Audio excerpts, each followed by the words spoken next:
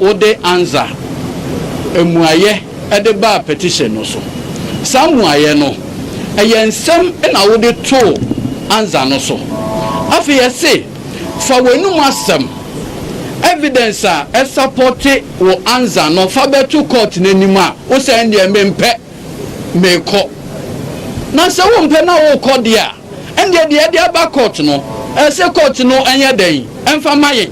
Today, two major things happened in the wells of the Supreme Court. First is the formal announcement by counsel for the petitioner that, my lords, we have closed our case.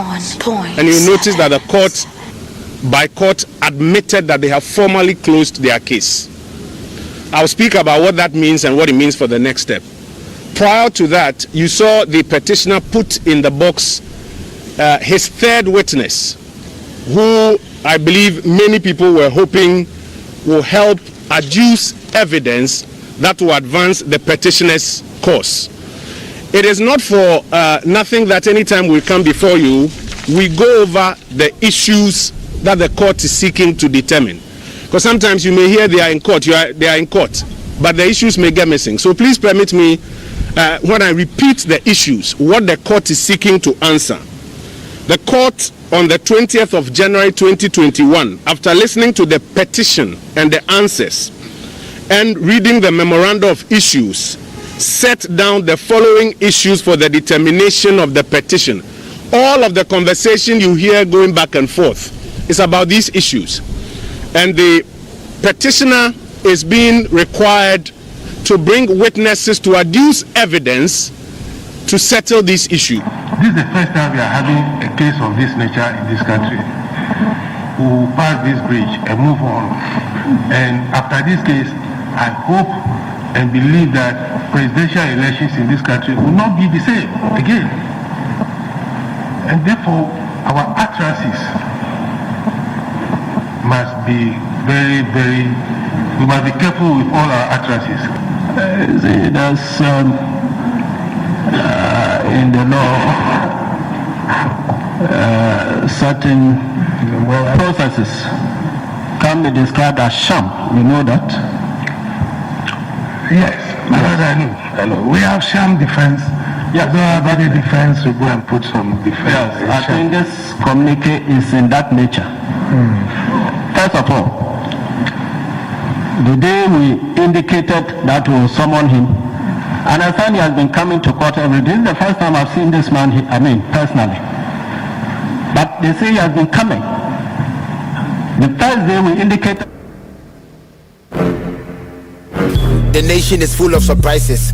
But seeing that we still live in crisis. Cantaman to Kokosha and Yama prices. ECG for some who play one more tactics. And then I doom so watching on a pipe. Abusia for your mom, good evening. Ya kwa baba Jasu Jumedie live on OK 101.7 FM. Your friend me VIM lady AFIA POKUAA. Team Nalande 2021 reloaded. And you remember good evening pa. Wa join here there and follow your live on Facebook and other social media platforms. That's Instagram at OK 101.7 FM and at Twitter so OK 101.7 FM and at Facebook OK 101.7 FM. Nafi odo comment no views bi a wo no and our questions obetimi e de ato am penifo aka. And then you go straight into Supreme Court in 7 no.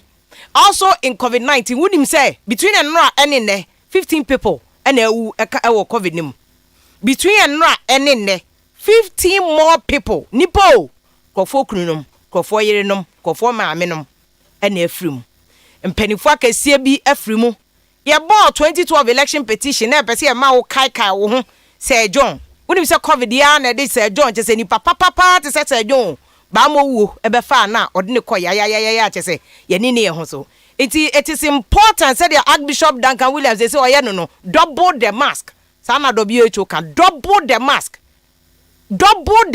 umpe ho asema double no ye studio ha say ye wo chlorine machine wa hanti na hu se ye she mask ye free ha no ma double the mask is on me de ye she ha se si ana mi ye na me stroke COVID ne kra chen o me anya so odin na wu anya na nado na ebe wuo uwu anya na nadu na bewuo anya mahama na bewu wanhwe na wo kra wuo no wasem kra nya mbobo ne mo wabusuafo we gya omo ho no na wo de bedding abeto wo mo so ye tinkwam kra ye hu ye ho ano 100% na wo bewu abeko na covid na wa hu se de nkrofo bre unya kwan akọ UTV Facebook na kwohwe Archbishop Amabako no amu nipa kronkron sei no no wonya covid bi no ka na kosem se de covid netie na wo de wo se wo sha untumi home wonya covid ana abehwe se ventilator no ubetimi ahome ana what you say eti anwumre GYASO gidi Vim lady sister na mo se we gya adwuma no everybody obi ko leave kitwa bi abo se we gya hey bloggers what happened to verifying information before you go on air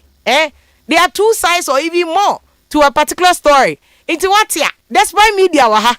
You can't even pick a phone and call Dr. Father Dix and say, oh, Vim lady ejai, anana mama gno ejai. You just go to town. Kwa konsabe ku Ghana fo. So ake de edem akoye. Na Vim lady na so ejai, anu ati microphone echi no. Ake. Na meja ya mo na mma me application letter. Ana appointment letter. Hey, Ghana fo. Hey, mumu yenyi ya dokunu ni emeko hu o. Omo jira Supreme Court no hom. Omo ye election petition no. Omo ko mu dwi omo o. Omo dwi omo ho. Me anwini ya dokunu ni emeko hu. Ye nkola ye omo akogu school enne COVID-19 ati akoso mo international over 84 nkola 84 na aka omo. Ye nkola nketinketi omo kwa school ebi no kra mask kro mu nya bi no omo hye proper mask no makọ. Sanitize ebi nya bi. Enu ni ade a wase ye topical issue na we de na we wa resign enu ade aduane to obi a plate so na de me ba despite media no me de application come our bloggers me peka se o omo je adwuma be no mo ne na no mo ye interview no we say Vim lady my bi na I close the chapter and that's it and I don't burn my bridges what you say nipa de me papa na kan asem bi yeso na oka ampofo Jesu ye so ye papa o ye fa o ye bone a o ye fa me ba bi a me ko bia de meye no sumu ne sa na meye ne kaneam media na tutujegu na hema tutujegu the one the first make a kama jinsa because the constitution guarantees it. Inti go back to Supreme Court election petition issue no want na T trend T na me see Rojo Metu no ho ya me wan kakra and for that I think that NDC should call Rojo Metu and deal with him. When ya nkofo amonam social media na mo see Rojo no, this is not a matter of laughing no. When you laughing matter, yet easy matter. We MPP near asem no yendru baby ya till don't jubilate. When you jubilation, this is victory for democracy. Supreme Court petition ya President Mahama de court no. Yema Ghana democracy because 2012 election petition and Danko Akufo-Addo call ya no ma Ghana ya election laws, electoral laws. This election year 2021 year quarter year. Niama to me improve ye to ni say polling station. The elections are won at the polling station. It was the 2012 election petition, and the court pronouncement. And Madam lawyer Nana Pombeka say the judges make law. Supreme Court kasa a law. Timo amuti social media, everybody is talking because freedom of expression. Of course, it's true. Ghana constitution in my so be to me cannot drink. Memo bianca nkasa bo ansha yam uti Facebook ka wadja me so meti radio so I can talk my matter obi tine dem they can talk their matter. That is the beauty of democracy. Ye nyina ya dwen ya na yankopon kra mbese ya de be ba kunti na Nimrod or so build the tower kan yankopon collapse tower no na pese wo de obi a na onya adwen by force say wo de wo sere Rojo Metu nti obi ansere no also one sere no so that's your own issue but me my point is focus on the law. Supreme Court ohun and for that matter court bia no yanka brofo lawyers beka cho say you can legalize yanka brofo our court you can legalize enti is our first dictionary mu ni mean no may not be the same in legalize or in the court tienie pa me say court yanka brofo you can legalize ti mo amoti abonte na amode ada na yi konkonsa ne efodie na mo sere no wo de court ne kasa na obe okay 2012 okay the Sir John at the time Sir John 2012 no ye lawyer watna ba no so ye court nye choba asem na meka watna why lawyer juma 32 years ono kra mra ne fe no Sir John ye nim so a good person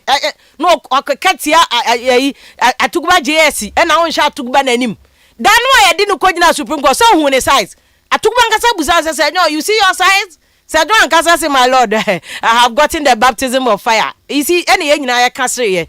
But the beauty of it, even Sir John lawyer who said the law must work.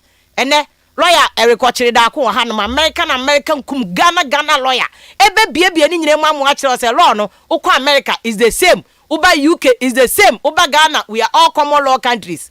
Enti common law ni yadi adwuma no masament na ofie nka so be you see common law no ube interpreti pacho a simple issue and yade kan nya agro ni ebedi legalize enya brofo me see NDC e was so mo frɛ Rojo Metal, somebody who has gone to court in 2005 about 2004 President Kufuor elections. Rojo Metal nunu file a election case, election petition in court. Oyo bi onya kola former minister what were experienced. So for Rojo Metal me see Accra House of Folk any Kumasi Asante Kotokokra kobo baller yenim say massa say last year fa suhum ena house share ya this time ye befa ye friend say ye befa Cape Coast ne akọ ye befa Central Region ne akọ because even football mu kra nim say massa we say miss ewom now ko almighty election as an NDC aparachiki knowing very well say 2012 election petition ayamanso even 2016 NDC say ye wiemu na baye.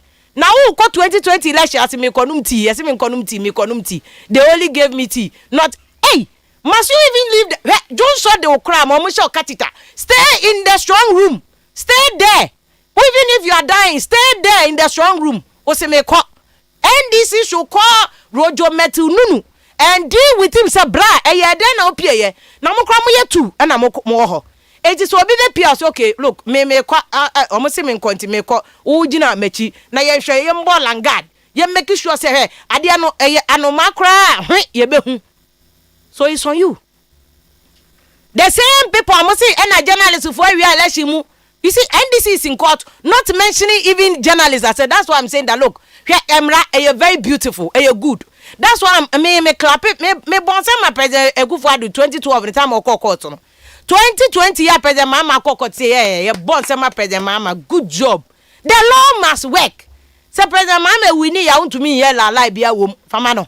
When we need so want to me here la lie bia wom fama nanado. Simple. But you see court there kwa a facts, evidence, law any ade kasa. Enya na asesem.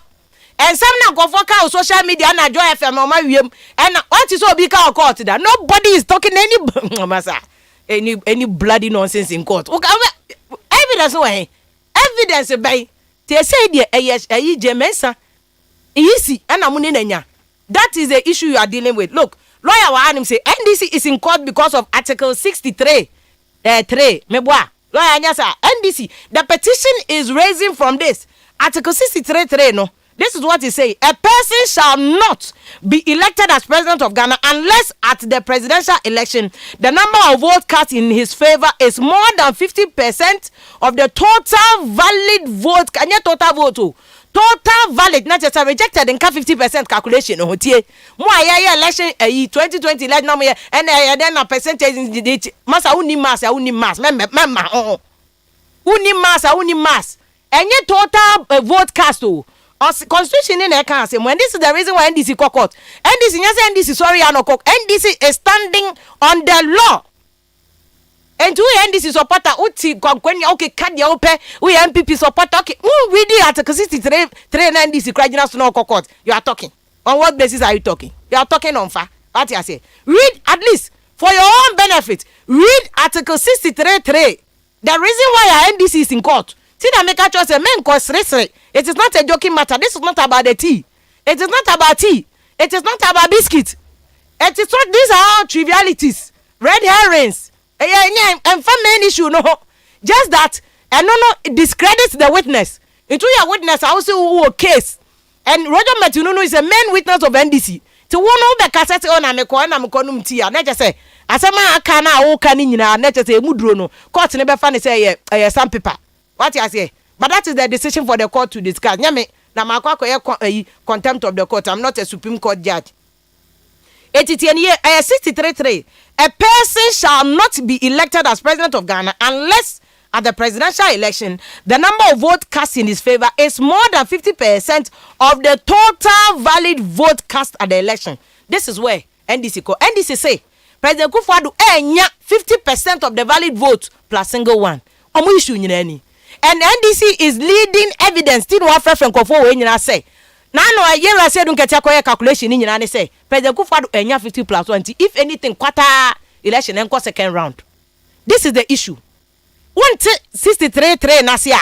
menko to ho anasesem kodi ya woka ni nyina even lawyers kura court no judge beka say obita no ye ayi ensem no fia ho enye major issue lawyer Eric Ochidakun wonam ne kwan so achese America for ejina bosu Donald Trump ne nkofo chese Donald Trump cases na lawyer ene gusu a wo handle ni nyina lawyer nyume good evening ni akwa baba okay 101.7 FM so my studio hadam boa aha nti e ma akwa abade mu odin pa se abusuafo no so ho ye de yesu yejimuso pa America for boko de hoboko se den sesan ya bam se mo na makwa ya against etia Trump sa mo so wonye Biden abama ya ni age aka be ya mo fa Trump nlo ni Ghana for wo ye pe me de nka mnyia president a okeka na dwene kire Ghana for ya jeje Ghana for so ache ke ya dwene kire yes I said the rollers no ye no ka de 4 years pe oye na adwuma wi na asad na America for well no so ho lawyer wo na make say Supreme Court ensem no wo hwe ba bia trend say say tea biscuit ni ade eye rojo metununu evidence a ode come before the court una wa ye adwuma wo kra de fortunate wa ye adwuma in another jurisdiction America wo san ye adwuma Ghana high ho mienu nyina you are a member of the bar say wo nya ni patwa hey to sit the New York bar and pass. What say America Vice President Kamala Harris? Yes. Ochro bar no twice and say no pass. I know correct. Ye Ghana nka ochro 3 times na say man ko ye man chro biem. Ochro no twice. Mo ya de pa. Woni aso bad pa no ya de mutumi chro no one pa na ma pass mo oti kra chen mo go abrofo no mo ka restrict control men. Right, I hear article 63.3 na me kan ye no. Which is eno ni nyina so a NDC e de akọ court no. Chemu chen and is enema e play out no. Are they still on course to attain interpretation of 63.3 now? I mean, sir, okay, article 63.3 now. Basically, a choice answer na you bet me elector as president our Ghana no. Elections, presidential elections, so we have more than 50%. Usually I can say 50 plus 1. And to say we nya 50 plus 1 na choice say ebra eda ho say under the constitution 1992 constitution you could still know when our winning presidential election NDC for do I want to call Supreme Court and they said President Nana Addo Akufo-Addo abana yeto ye no wenya 51 plus 50 plus 1% according to NDC calculations. According to NDC for calculation and untinka Supreme Court and more declaration electoral commissioner declare na yen sign into abano foforo in fact say utie petition say nesi start here especially press conferences NDC for emaye any confidence I want the maya na uhwe senior case no kokodu court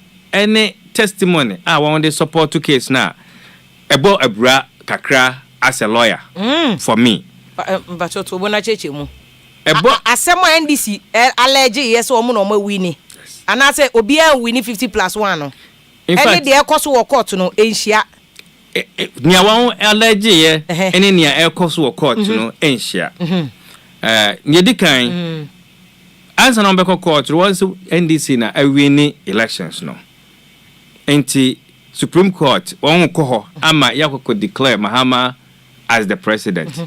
At the end of the day, petition no could do ho no na asesa kakra. Through the process no, NDC amende. But I know better me use against NDC. So send there abontin asem. Yeah, you know, we are campaign platforms one and losing council yeah. Even Kotokone has a crowd, moko bobo no be lose or they will be say oh amalam goes. Ebi mutumi didi ate normal yeah the Christ sir sometimes o case ebesisa whilst we do court but say asem no e national interest to say near na elections no one national interest na ema enukredi from beginning okay ehun hia pa okay in case no a parallel with what happened in the United States senior Trump ejira how can say Democrats were elections no one or kaya kosi so do real court e ko kan the same thing and in so I was so for false narrative no Nti nyabe kan say NDC for narrative beginning no na ye false. Ansa na won na force say ye wie mu no. Aye force say Mahama na wi ni. Okay. Nti say ya ndikwa Mahama dia na kire say ye wia NPP for awia abano mo. Okay. Nti that narrative no but what about omo petition in say ma omo kan omo de court say obi e nya 50 because Mahama na wi ni dia ya abonten asem. As obema kopo ba no ne ode obeka bi obeka ba oni ni duru fia na obun say ne chop money ni kre nru be 10 Ghana no wafa ne say because that is the fact before you. The fact before you is 10 Ghana no and how the be manage. Omo duru court no omo say obi e nya 50% of the vote plus 1. Yes. Jemensa adiama nanado say we nya more than that and therefore there's padding. Eno is it a misrepresentation? Well, no any misrepresentation, but fact no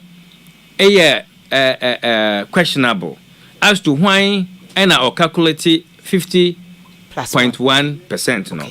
Okay. In Ghana there is only one body no responsibility to declare elections. And that is the Electoral Commissioner. And to say baby now calculate there na ono nso calculate ne dia na de ne dia ba betu dwa emma wo dia na wonim no enye the official version of the story. Let us say inti said the Electoral Commission as a constitutional body na ya mani to me say on sure about also no say oye boni in their calculation, which is the case of NDC say you see even in the tabulation of the results on quite some results and better 3 times does it not discredit EC that a Juman want to mean year as pertains or as prescribed by the Constitution? Well, and therefore, perhaps there was another oversight body to supervise the EC in its calculation. You see, elections there has never been a perfect election in all the established democracies. Meaning, sir, even America, for elections, be any 1 year, one can say, where the be French ama and who can be ama. Oko UK elections do de be biano ebinum energy elections the America said to say ye obia ni hon ma wa ye aye perfect and that is how elections are. But on the average ohwemu complaints are ebeba alleged miscarriage of justice a woman any intimidation ye de bibia boma most electoral elections officials, any monitors, Ebeka Troy say, in the whole, there was not enough evidence. But change it. So does it mean say you according to their own interpretation how they may easy and any electoral body no? What's America mun need easy be, but easy to say an electoral body be on to mean we are battle man and or ye bonia obedient to minka, and therefore how would NDC prove this matter against EC? Is EC above the law? EC enya above the law. EC bonia. Under the Constitution, there is process, which is the Supreme Court. Okay. And nothing one day the same way aqua down. Okay. And the weight of evidence NDC for Edinburgh Supreme Court and no Nabama Supreme Court. To me, I can say EC bonny and I say EC anya bonny. Okay. And I say mistake impo EC no. Or correction when a mistake no. And no does not affect the outcome of the election.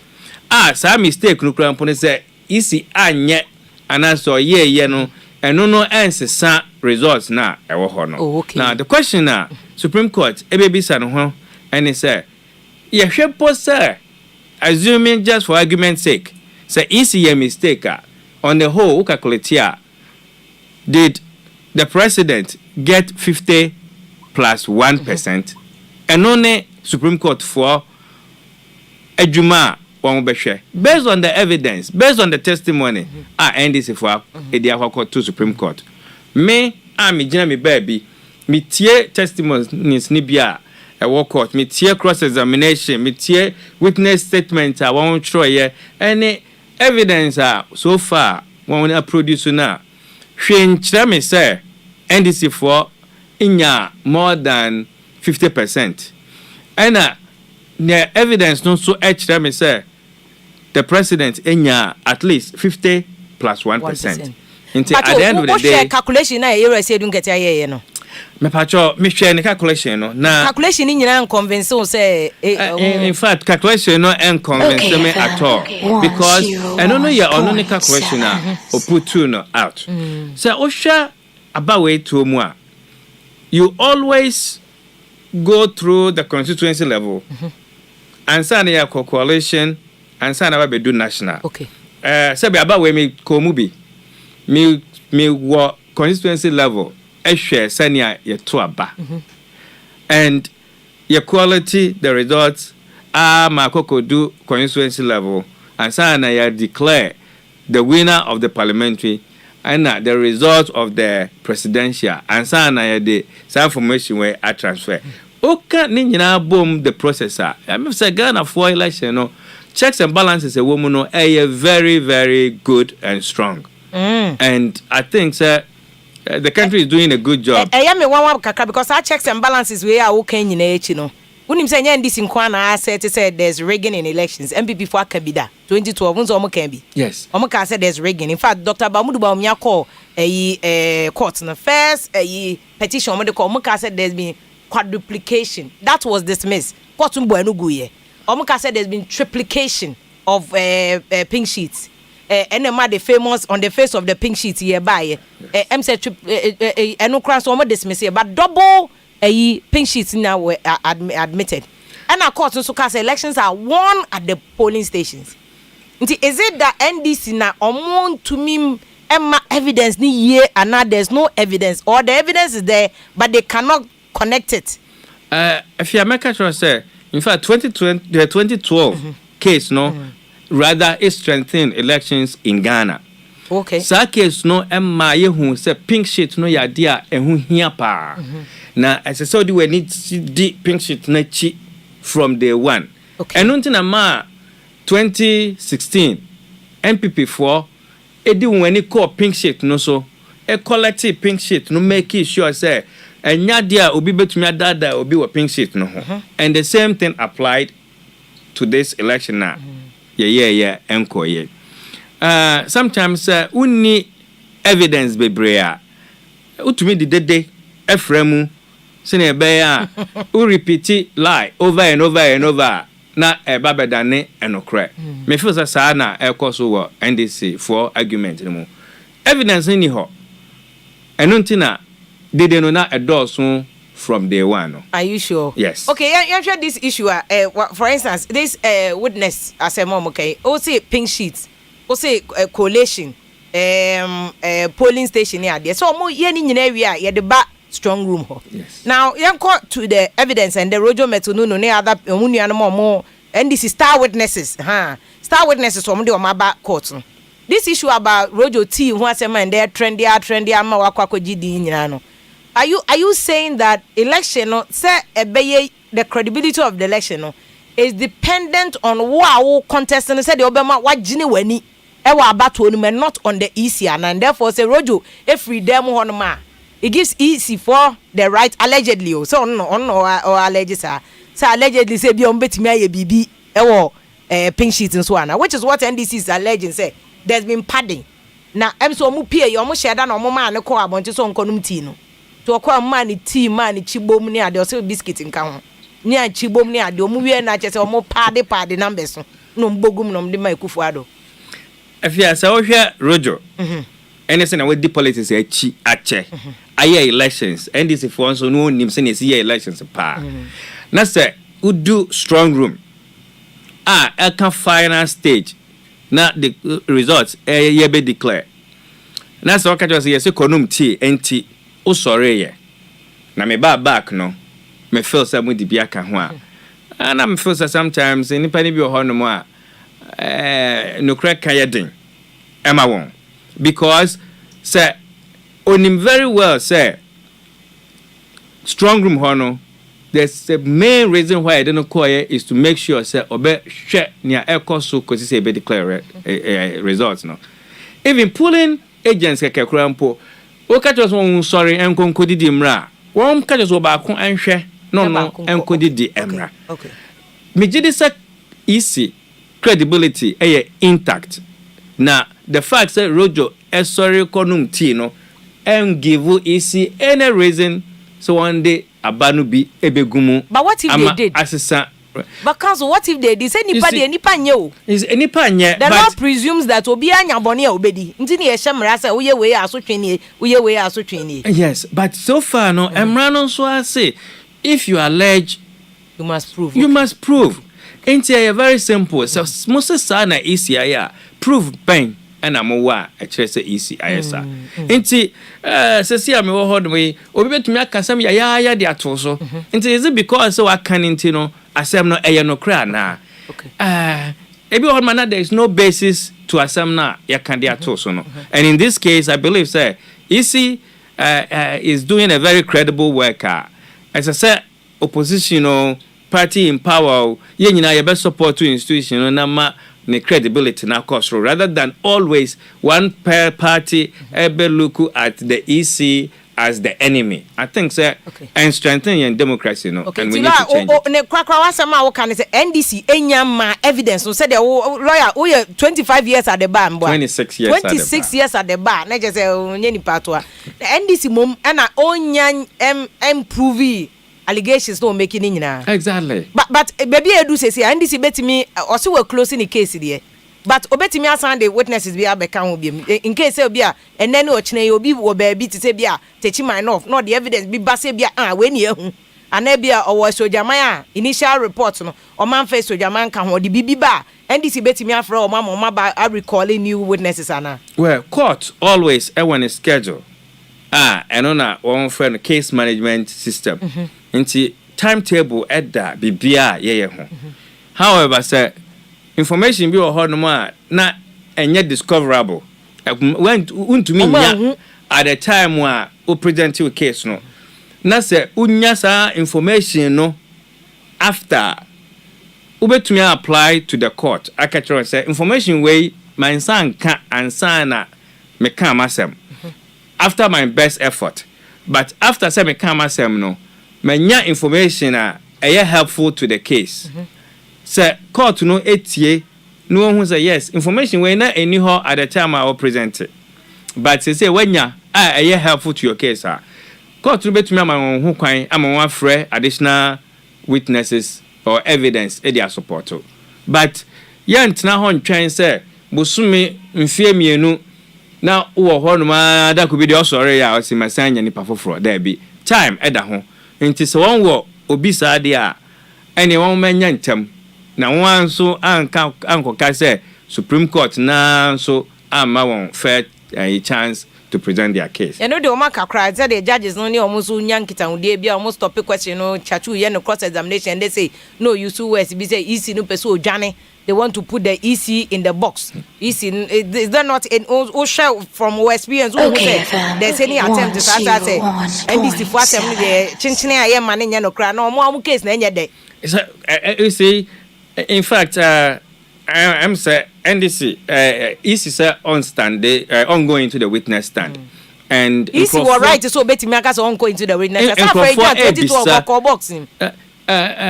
VIM say o file lawsuit against Obia or defendant opa no defending ho opa on defending ho obetumi ama wa present to case awie no submit application of no case against you enti utie ni akoso na in fact I'm always looking at this say one case NDC case one dey be done Supreme Court no and you're strong enough enti be hard man you don't even waste your time to defend the beer and you're strong. Ona okasa na EC lawyers. Me na mekasa. Ona okasa. And I'm not surprised say be EC lawyers for no so. What na see adwin when say. Na say me ankrofo e be kika ye krampo yi. Enhu ne ti enhu ne to. Enti ye kra de enhu hia say be bia ya. But NDC nni nkola team o. Almighty Chatrikata e kan lead legal team no. Also, former AG Marietta Bruopon. Do you think pass wa no omunyina na ye lawyer? Former AG my classmate. Or your classmate fine. Yeah, my classmate. Into your classmate now him say they no have been with school bra on what class they also have been here. Obetimi take up a matter that on him say NDC ni case and go to court and argue as vociferously as the first say Chatrikata you know and Chatrikata is one of the legal activists what Ghana had no kind famous case causing financial loss to the state. He got the president to pardon him. Or insisted he went to court. They struck it up because the law no, the court really said there was no proper description of what constitutes willfully causing financial loss to the state. Yes. Now, such a brilliant lawyer. Obeti me abeg na court ababe gu ne ho ani say evidence ni wo. No ababe ka say evidence wo. Sir, Oka sir, and I never refer back to the United States BM. Obi to say Giuliani. Okay. Giuliani is one of the best lawyers New York ever had. Mrana oye US attorney no ni office EJ Crawford ni office we need so many important cases. Kabaya one say Giuliani betumi agina ho na ko make false allegation and false legal arguments. But that's exactly what happened. The first that we a good lawyer, we a brilliant lawyer. So the politics mix here. Sometimes a cloud with judgment. And ma motiva would be asem as a lawyer penal. Different from as a political interest person. And unti bet me abasa me lecture Professor Tatuchi Kata. The judgment is a little bit clouded by the politics. And because of that, may not be that objective to look at Senyanka. But I don't know why they are clouded by judgment, because at the other side, almost especially commentary press conferences year after election petition, pon quarter, kojo pon krumo Sami Jemfi, they do a bit of politics in their commentary around proceedings, also in the court. And Pacho Honorable Kojo Ponkroma and part of the legal team. Yes. Which is why I caught no warning. I don't think warning. No. Say Sami Jemfi part of the legal team of NDC. And I know they are not pure politics. And won't me no a play. Oh, and pure politics. Yes. And one year, I'm Rama who I'm ranching children pose men commenting on a pending matter and other things. And I know there will be a to and you actually na be de achirefo enti say uhun say won yes memma eno enya nwanwa but enya no na court no so ehwe so e decide case no. Okay, but the owo court room what say akoto ampa ne chachuchu de omum mienu no cannot do politics. There be in fact udi assembly wie upie na media bisa question that they are very limited answers abetumi ama Ghana han mutitru in court proceedings, no, and yet very open to TV. Yeah. Inti some append our court, and especially Supreme Court. For wow, your lawyer, Ujinan Chamber, because I'll comment on one. No, I am very careful the way you comment on it. Okay. Because Supreme Court can call you to order. Okay. I don't think the way I will say the Metimia predicted when you're in your Supreme Court, but in your own judgment, who foresee who baby as seven do say. NDC. I can confidently say NDC doesn't have a strong case. Is it because of 2012 and also a petitioners court ruling against the petitioners and said we don't have substantive evidence to show President Mahama we need elections now? Is it because of that or because of the evidence so far won't produce witnesses so far one produce any cross-examination answers come out and mami who said one was strong evidence bia and answer one was jinaso bia make say ebetumi ama court no and who said nanado danko akufuado enya 50+1%. Indeed, you ever one say bia ochinani ochinachi and it betimi the additional witnesses bia ba bia assistant case nani ana ebe one ebe me nwanwa pa if say one ho no ma ade ne yam fon one ma mra you start case it's almost a month into so bisa ho no ma ade na it could be said the existing witnesses now for instance omun to me recall you bit say don't get here if we acquire another calculation am who say we there or gather a pink sheet in pay additional assessment no omo we near obi enya 50+1 na. Wa sani one na kan say won wie won close one case and say ade afa na won nya new evidence na ni ho at the time as you get testify na dia one bit my application to the court will decide whether to allow that evidence and I say allow I mean him say what time now so ko de ban person gusa this Supreme Court EC Electoral Commission say on nyina adakam no Supreme Court be decide what china. But in your experience, 26 years, they were qualified for the bench. Supreme Court because 15 years me boy. Yes. And of sound moral character and also there will be a nyanya don't worry. Yes. Inti pass. Inti should we in view of the high interest ewo asem we mu no. Yama EC in fan ho say opa no be gina box. Shouldn't we force the EC to come and testify? So testify. Why is the EC? I don't know EC in person beba. Why? What do you think? Send a makano emremu no say we a defendant in a case and I say we are even the accused in a case ubetumi choose not to say anything and especially in the EC case no respondent ya name no in the petition no emrebia and chane say ye do EC kokota EC begina witness box mu nakasa. But council 2012 okay mbato can say EC has submitted written statement at the court.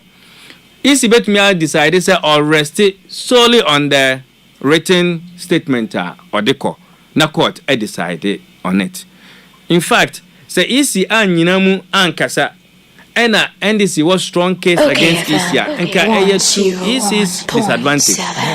And for EC to say ehun hiam process asem we obe ha ho kra we eyentwa to so and all the evidence council say pointed to that so adena EC made na dakanim na only the evidence say eyentwa to so EC amana reply ni nyina in the written in fact my witness statement no argument we making say written response amounts to hearsay in fact obi try there ba na say untested there wa tro no a it said the original kwankwan nua it said the party full soldiers in adom free radio station say it the no pen oka. Is that the case? No, because written witness statement no you write it under oath. Inti want to mean challenge na who didn't who can't inti it say na ordinary courtroom okasa na say nkofo to me dintro omo kantam dintro na ye charge omo so we perjury. Oh nti ade na EC image na adaka nim na de okan ye na wakantam wo paper no so no say ye no kra wafa no ho adi say nya no kra na ye che no perjury na mra ne na di ade na on pese obegina adaka no ne sesa tiefo ti ase ne say obi de wo court eno nkire say ese say ugina adaka eka bi oni akono de wo court no ono na okana sama kire court say suma si ayem say wonso ansa na yebe gina hon mo kra yebe kasa no wa tro wo de de akokot eno ne emra wo Ghana e wa ha no ye civil procedure process no sanete enti so wa tro de akọ na wa kana sema wie na wo wie ne bi say sema kan ye da na wo kafa ho but kan say ne me kan ni nyina na ma tro no enti minyi anu fufuro biem emra ma ho kwan e ma utumi yesa enti ne easy no obetimi abe challenge you say there be me pese we anu we anu so no say on mekasa and no say bia waka bibi afa wo ho wo pese wo bisa no ho asem eno no de enti say isi make statement and answer isi akogina baabi aka NDC fo ho asem boni bia na asasem bia ene wo betuma ka say ye pese ye bisa no question ewo sa statement ya wa tro ewo na yimu but otherwise isi need responsibility bia say so obey oba begina witness but council mama if come back to article 63.3 which is the crust of the matter the NDC for about a court no say if NDC ho the NDC to me say yes and the reason why I aba court ni nyina is because enya about nanado mpo NDC issue pa no is about EC because enya nanado no ko gina baby declare no home president EC and they declare that the president is validly elected as president having attained constitutional provision no in article 63.6 no more than 50+1 no inti want to me invoke and no say change na omejina adaka no there be so the EC is not running away there be no EC nyane ya kra EC are responding EC are representing who court EC akana numu asem pa wo court inti emra bia ni ho no ma esi no ho kwan say omejina witness box I remember wa because minimum so time so but afrejan ba court 2012 afrejan na anka say asem we em fa no ho this it was even the first time a election petition tinka Dr. Afrejan betimi aka so ma but he came to court adena for the sake of asumdwe and for the sake of say NDC for omo dey asem no ba court omo asumbe yo fine say obi enyina ba bi obi enyina there's no attempt to maybe shut them down or even give them fair hearing. Said the Moamoka natural justice rules. No, enti we see imagine adaka. What their question? Enya dey NDC to me mbusano. Osura himemu question before God. Omusano question. And pass is NDC said the working. Omunya evidence papa bi e say at the end of the nanadu enya 50+1. Let it be exposed in the dock. Adena isi mba. Well, the fact that not beyond the law, no common natural justice rule. Okay, no put the law. Adena mba. Yeah, ahemfo es no him bia ne senia obuni man anata senia oyeni niema. And the same way every government has a way of doing one their own niema. Eno nkyerɛ sɛ ɔbaako ayɛ baako sei enti no the next government and I said the next person no so ɔno nso yɛ the same thing. Sɛ Afarijan ebe testify sɛ Charlotte say ebe testify na sɛ current Jemensa ese me testify bibia nsi no ho kwan sɛ one follow nipa na edi n'anim no a full step because or the power to decide what to do at this particular moment. Okay. And there is no precedent that say the EC court as I say the chairperson of the EC must go and stand in the witness box. And run on your sanit here. Inti bibia ni ho no mo the current EC aya ebu na dwuma no ho for. Council idea we there ever to also that because we there but the ochina judges will be ruling on whether omo be ma kwan ma me na be isi aba be gina adaka nim and say gina adaka nim if the judges court decide say o megina ma be on so court decide so o megina mo so anya me won e bia court no be decide say for the sake of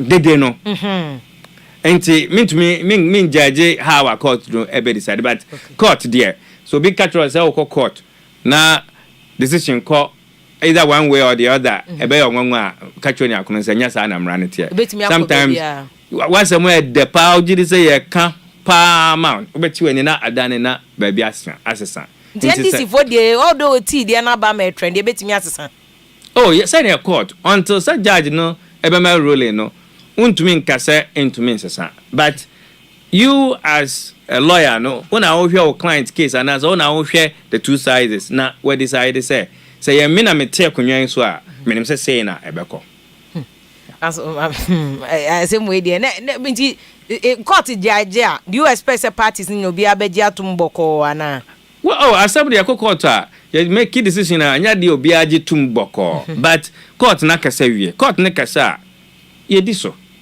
enti enya ne de nanso no mra no won be di so okay council say na me bo say John voices ni bi ni ade from 2012 won say 2012 nkofo kasa political commentary mo ho kire omo atubiga ebe mu okoye poor boy from Binduri afi na no opa court chew sami oku ho kire no e wo asem no mu there's a one gentleman from Kumasi no ho kire no say John de ye nyina nim ken crunch me aminu abema so ho kire me de omu kotu mu because of omo lawyer attaching ani ade. He said, don't think ye na ayiko to copper court no job my lord this is my birthday into just or the fan one court no ne mobo ne de said John ho echen but atukuba clearly no any new justice no munye very happy about kasa na nkofoka so far we share commentary we 2020 election petition one who say follow the same trend and ya chire obuo ni di ama court this time round in fact beginning of the case I'm say NDC politician POKUAA I'm Honorable Muntaka and I say the name may have escaped me. And Muntaka dey about inauguration voting no one one of the honorables no can say or GD said Supreme Court Justice Bakun has been compromised and I say bibium I was totally shocked. Will be there alleged bias on the part of a Supreme Court judge. But lawyers call alleged bias on the and especially the allegation or the count. So of Frey judge, you know, if Frey will be a case no more trying to force a change. Okay, sir. But I know you Muntaka, I know you inauguration voting no one say more. I know inauguration. Inauguration voting was okay. I don't know so can extending it to Supreme Court there no. And you're related to the election. No, I me kaya it was about the omo voting for Speaker of Parliament ahead of the inauguration. No case will be free will be. And no council about bontia be patcho. Yes. Okay. Because now me ngwa pa say Supreme Court free no emma discipline but now they clarify say it is for a different case. Even if obi can say more senior parachiki lawyers. They be more allegation against judges. Judge we come Presby. Ni case if a Presby who to recuse yourself bias, likelihood of bias, real likelihood of bias. Then evidence not to back it there. In fact, to actually allege bias on the part of a judge, one of the most critical statement as a lawyer you can make. And to say who need support, it was as I'm now can hold there. Wow, practice law there. In fact, bias and two are no, especially against a judge. At the assembly eba. And until my me believe and they say, well, so far the commentary has been limited to mostly political talk rather than the lawyers talking. I'm saying who say lawyer for bebre kasa pi ewo asem we ho. Nti I'm saying Ghana for ye ko yanim by learning to respect the court. I'm who say Supreme Court no yentumi enkeka no ho asem basa. Okay. But I like the way I would and related to Donald Trump election petitions and the cases or about 60 plus cases me boy. Court dismissing in so when you one application be no more upheld there. Yes. A man, I don't know the entire Ghana there, but almighty US crown there. But in about evidence. And your brofo. And your tea. Debbie. Asem. The tea issue no very. And your legal luminary. And your legal luminary. Debbie. Inti tea asemi a trendy bogus irrelevant in this matter. And most assembly kokota sometimes you will funny part. In fact, me and my SMH book, some of the funny experience are. I think you should. Now, everyone my nika estre. Into this is part of a nika someone as with someone about that petition. I see. It's case no. Because me say MPP phobia fan World Cup and it has no bearing on the matter. But it affected the credibility of witness na. Debbie. En fa en kana ho. No nya. So unless your kind of bois. So now oboa so kokonum ti dia and no be affecting the credibility. But how about say on one be allege say NDC a kind NDC argument to say there's padding. It is a who freedom honum kwa bontin konum ti a. Then how did you arrive at the padding? At the padding. I don't know yet. Be a court no will definitely. Would that be a valid question? And I'll buy and I'll say I didn't see which here. Should I insania? Okay. Into your chest or no crampono. What if like Eduji Kano, if the electoral commission lawyer Nankasa Bechrem in their statement say numbers in be one more calculation now be a broso. Total registered voters in a particular polling state now broso. Total ballot cast no valid ballot cast no what they rejected near de nyina ka ho a broad registered number of voters ho and therefore almost say there's padding. So a bro so I don't does not necessarily mean that there is padding. If you say elections nipa na conduct elections enti in nipa so na calculate. Okay. And when him say figures here can so many figures and ya kika bo mu an ya do sa level no nti say mfum so bi ba mu na say won be correct here I think say I see who say machine can put me a mistake. Okay. But before I go be one question be say meaning say we a civil matter it has nothing to do with criminal issue but obi onimu nti opeso obi a rapist na ya de never court in a criminal matter obetimi aka so nkasa na. Oh yes. Even in a criminal matter. Even in a criminal matter. I know that one US one friend say I plead the fifth. I have also I can want some Fifth Amendment against self-incrimination. He can choose or she can choose. I think our constitution article 19 say baby 14 banning in our canon you have a right to remain silent. Whatever you say shall be used against you. Yes, the Miranda right. I have any Miranda right, but definitely applicable in so many ways. See, but you edu be jina quarter opa unkasa.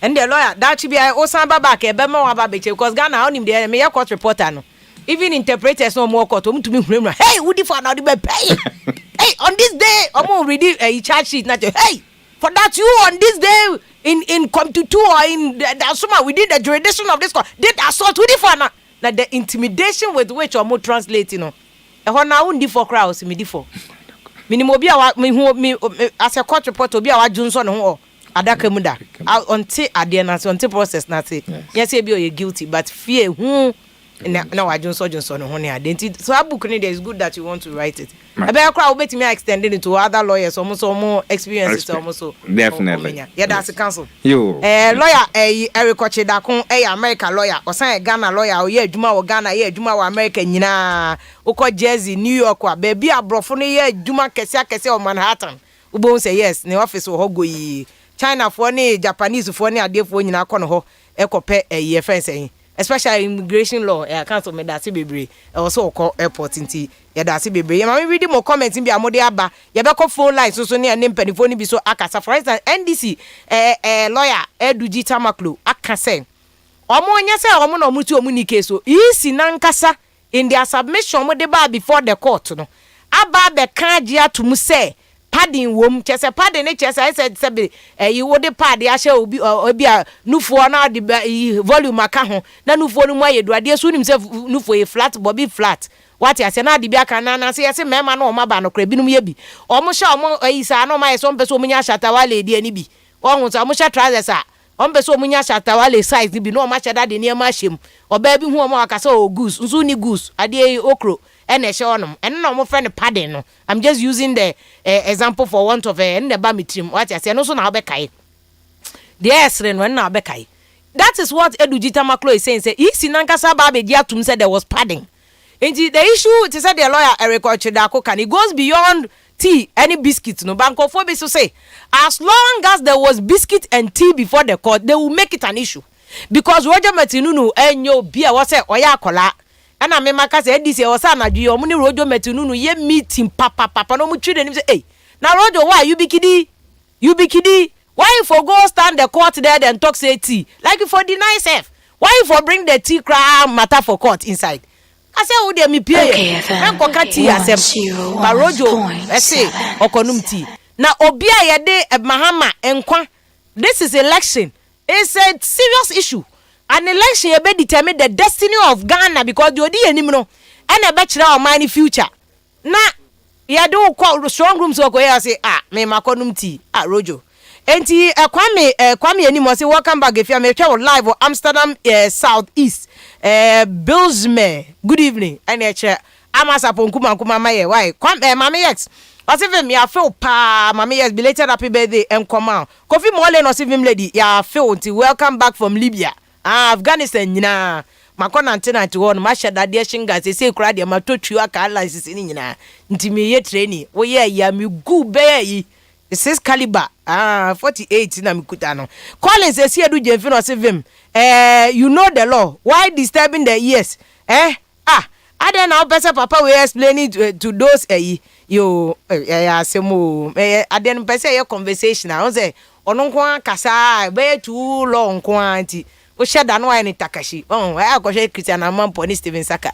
ya mo pe complain dodo what I say oni panika no sheda de abo no pusan ko na ite court no aputu to you na ye de what I no boring so amukro ya number send home message amoesi osni I see you can see clear pa this lawyer is speaking for somebody and NSC agin or say I'm so happy welcome Vim so abana obey Juma Joyce Menso say if you are you not the one who said Nanado is winning when you were on TV said Nanado na me electoral commission wo de echi ye and their own figures so na Nanado na ye declare as president wo de now the court when court can say a law forget about everybody ye nyina forget about us court can say a law and Nana Jimai ejeni mboaten Romeo no say they will come and insult an innocent man kwa papa ye ne lawyer wa America and o church say we kro airport o na ma sign wa gina boso ti mwedi di na tema next time ti ne friend of fire mo beso mbeba no Frederica Margaret or Day Benefo say, can't we express our view without insults? These people are friends and you sit somewhere fighting. Why? Let's desist from this. All kind of you can have your views, sister. I don't mind it. Those people, they don't understand democracy. Charles or Damien or lawyer. It's okay. Don't explain everything again. We are good. What being a seminal no crano and wakano. Ernest Clinton or see we need more education in this country, because it's sad to say. And Crawford one moment till on I say, but they talk anyhow. Don Kwesi Pedro no see we have freedom to laugh. And if you say freedom of expression, in fact, you are so right. You have the right to laugh. You have the freedom to laugh. It's so true. You know, Don Kwesi Pedro. You have the freedom to laugh. It's so true. True. Arthur, Joseph Arthur, and also VIM lady, thanks for the good job you are doing. Please ask the government and the Forestry Commission when they are going to pay the youth of afforestation. 3 months in here in Triaye. Mebusama Shima and Kobe, your VIM lady, say it again. No, they don't seek information, and so they be an almost spread the falsehood. Mabel Amwa or say the parents are responsible to buy the face mask. If ya developed countries to cry no and Crawford eto, mammy, I hired here here for until you be an a bit me mask no at the money back to buying so much and Kenya bad. Won't say developed countries here, okay, Europe near America no government is giving people money. America ye more $600 to $2,000. Europe ye more musika. Ghana ye more be a one city crash on Franco and need is a COVID inti. The Juma say except or more bodja Juma no. NIB bank near say more kakrano. But ordinary people the amount will be a so. And Don Pedro Macan Don Pedro Woody and Collins says here to Jane Fido say. So what question are they going to ask? You brought a case without any iota of truth to the court.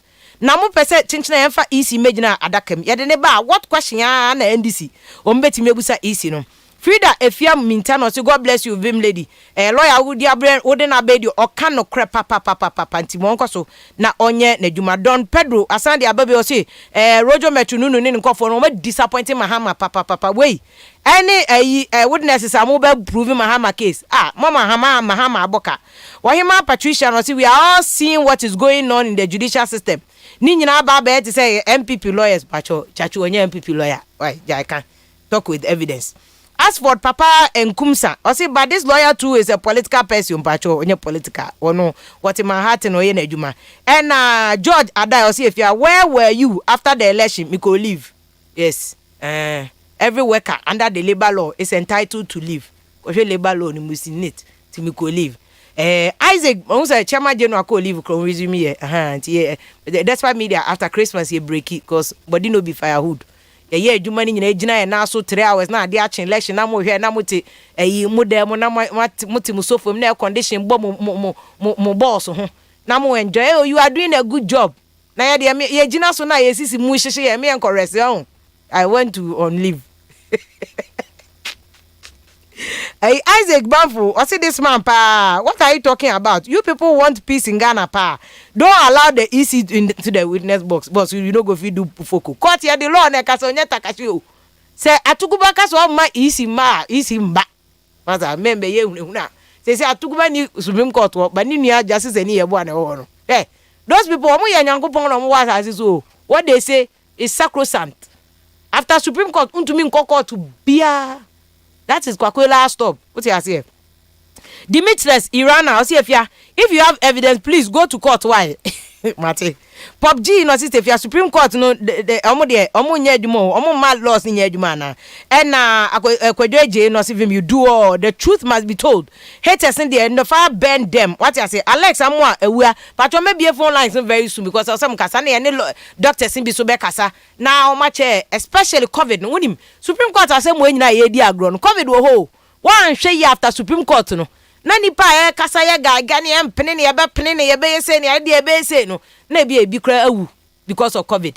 Nti ye kika ni nyina na we also have to protect ourselves because COVID is no respecter of NDC and MPP. Nti ye be COVID no. Doctor Simbi propose ye drobi I say de halodine e nasal sprayer ye di spray ye hunim. Ye pese lawyers Dr. Simbi ba na ye ne omo kasa na ebusom say sa halodine no how effective is it? Kofo bi so propose bibi to say hydrogen peroxide e di gu yanum no. Eno so kwa doctors na wo ne say ye mix it with nsuo. One mixing here ya no betu 2 sin na da one hwa unni 50 na o sin na tutu. ti mpacho enyai nkwohwe nkonkonta mo amuti Facebook no a mo sori a ye ka asem se ye boa Ghana ye de muntie o mo kohwe de ye mbesere ye didi atem Miss Bell fiasoa no mo didi na mo kohwe no mo de mo hwe na wo konom ayi hydrogen peroxide na wo sinu tutu a ya be friend na Vim lady o on pelo ya mame manum ayi amamenya court nko you go to your grave to so na tutu no tie na tie futu na doctors in the bemaye no yan come on text message now so Alex Amoa we are not please remember that we were not the public the public opinion but the court of law okay say asem na ye die na court of public opinion nya abonten asem na ebeka a court of law Asamoah Kwabena no Vim lady good evening pa in fact esiedum ketia ni NDC no mu ni case dede hunu kwa na na omo ye because we case evidence no and na McDonald Bruce and so say if we have no case then advise Jen Mensa to enter the box non prove is NDC ni case and God Sandal Vim lady you are making noise okay where the NDC able to prove nobody got 50+1 and na noise na utie na fe also ye argument boss kodakra Mensa Drew I say the NDC has disappointed the NDC family because omo ankasa no issue ananka wo so omutumi kan omutumi kan ye omutumi nya evidence papa bia ma omo fa ma ye ntia no de omo ntumi afa ma de the court so bia mfi omo kra na Kofi Ejei eso Vim lady mi Facebook wo ukwa omo efia POKUAA to bracket real Vim lady Kofi Ejei and say we know the outcome dada ntia efia me ensre ti ni de NDC for ntia se kra ye be sre omo Daniel already no say efia is the bread not too big ma konum ti age bread kakra mpacho wa hu bread no hey mukasa o sa bread na go for the na Facebook enye bread no awa mpacho Richard Mensa no say madam focus on the biscuit why biscuit dey here yen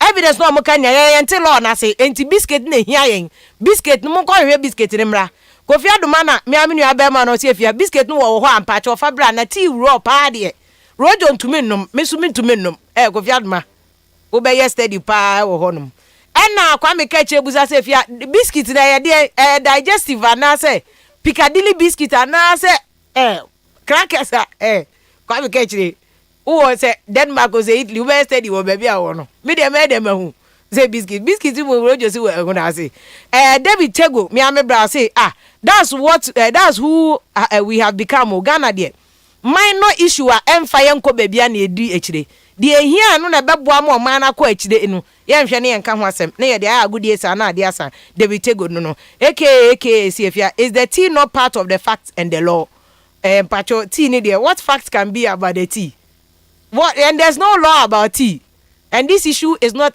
what say ye the case kokota lawyers and our law student be raise bibi friend questions issue no you raising in terms of questions what is the crust of this assembly before the court and over the question whether or not in this case a law student a brief of this case and Kebecho say whether or not NDC or whether or not Nanado or any candidate in this election procured 50% of the total valid vote cast according to the constitution. That will be the issue before the court because that is the crust of the matter. Whether or not any candidate in the 2020 election procured 50% or more of the total valid votes cast according to the constitution and article 63.3 that will be the issue before the court. Sana lawyers a crafty issue before the court nti enkomo bebrebe timi akoso dicta obita no agro the court red herring ye shada mfanye court the case bi aba ye shed the very tewi achia na chire saade no be chire saade no okay Imano greatness FDC no say it's a simple issue there. Dr. Amenuvo is just trying to tell Mr. Nunu that the same person you said you don't trust gave you tea and the same day unum tea no. Okay, Bra is your point. Imano greatness FDC no say issue pa no mubusa no because Nunu Mensa say on trust easy.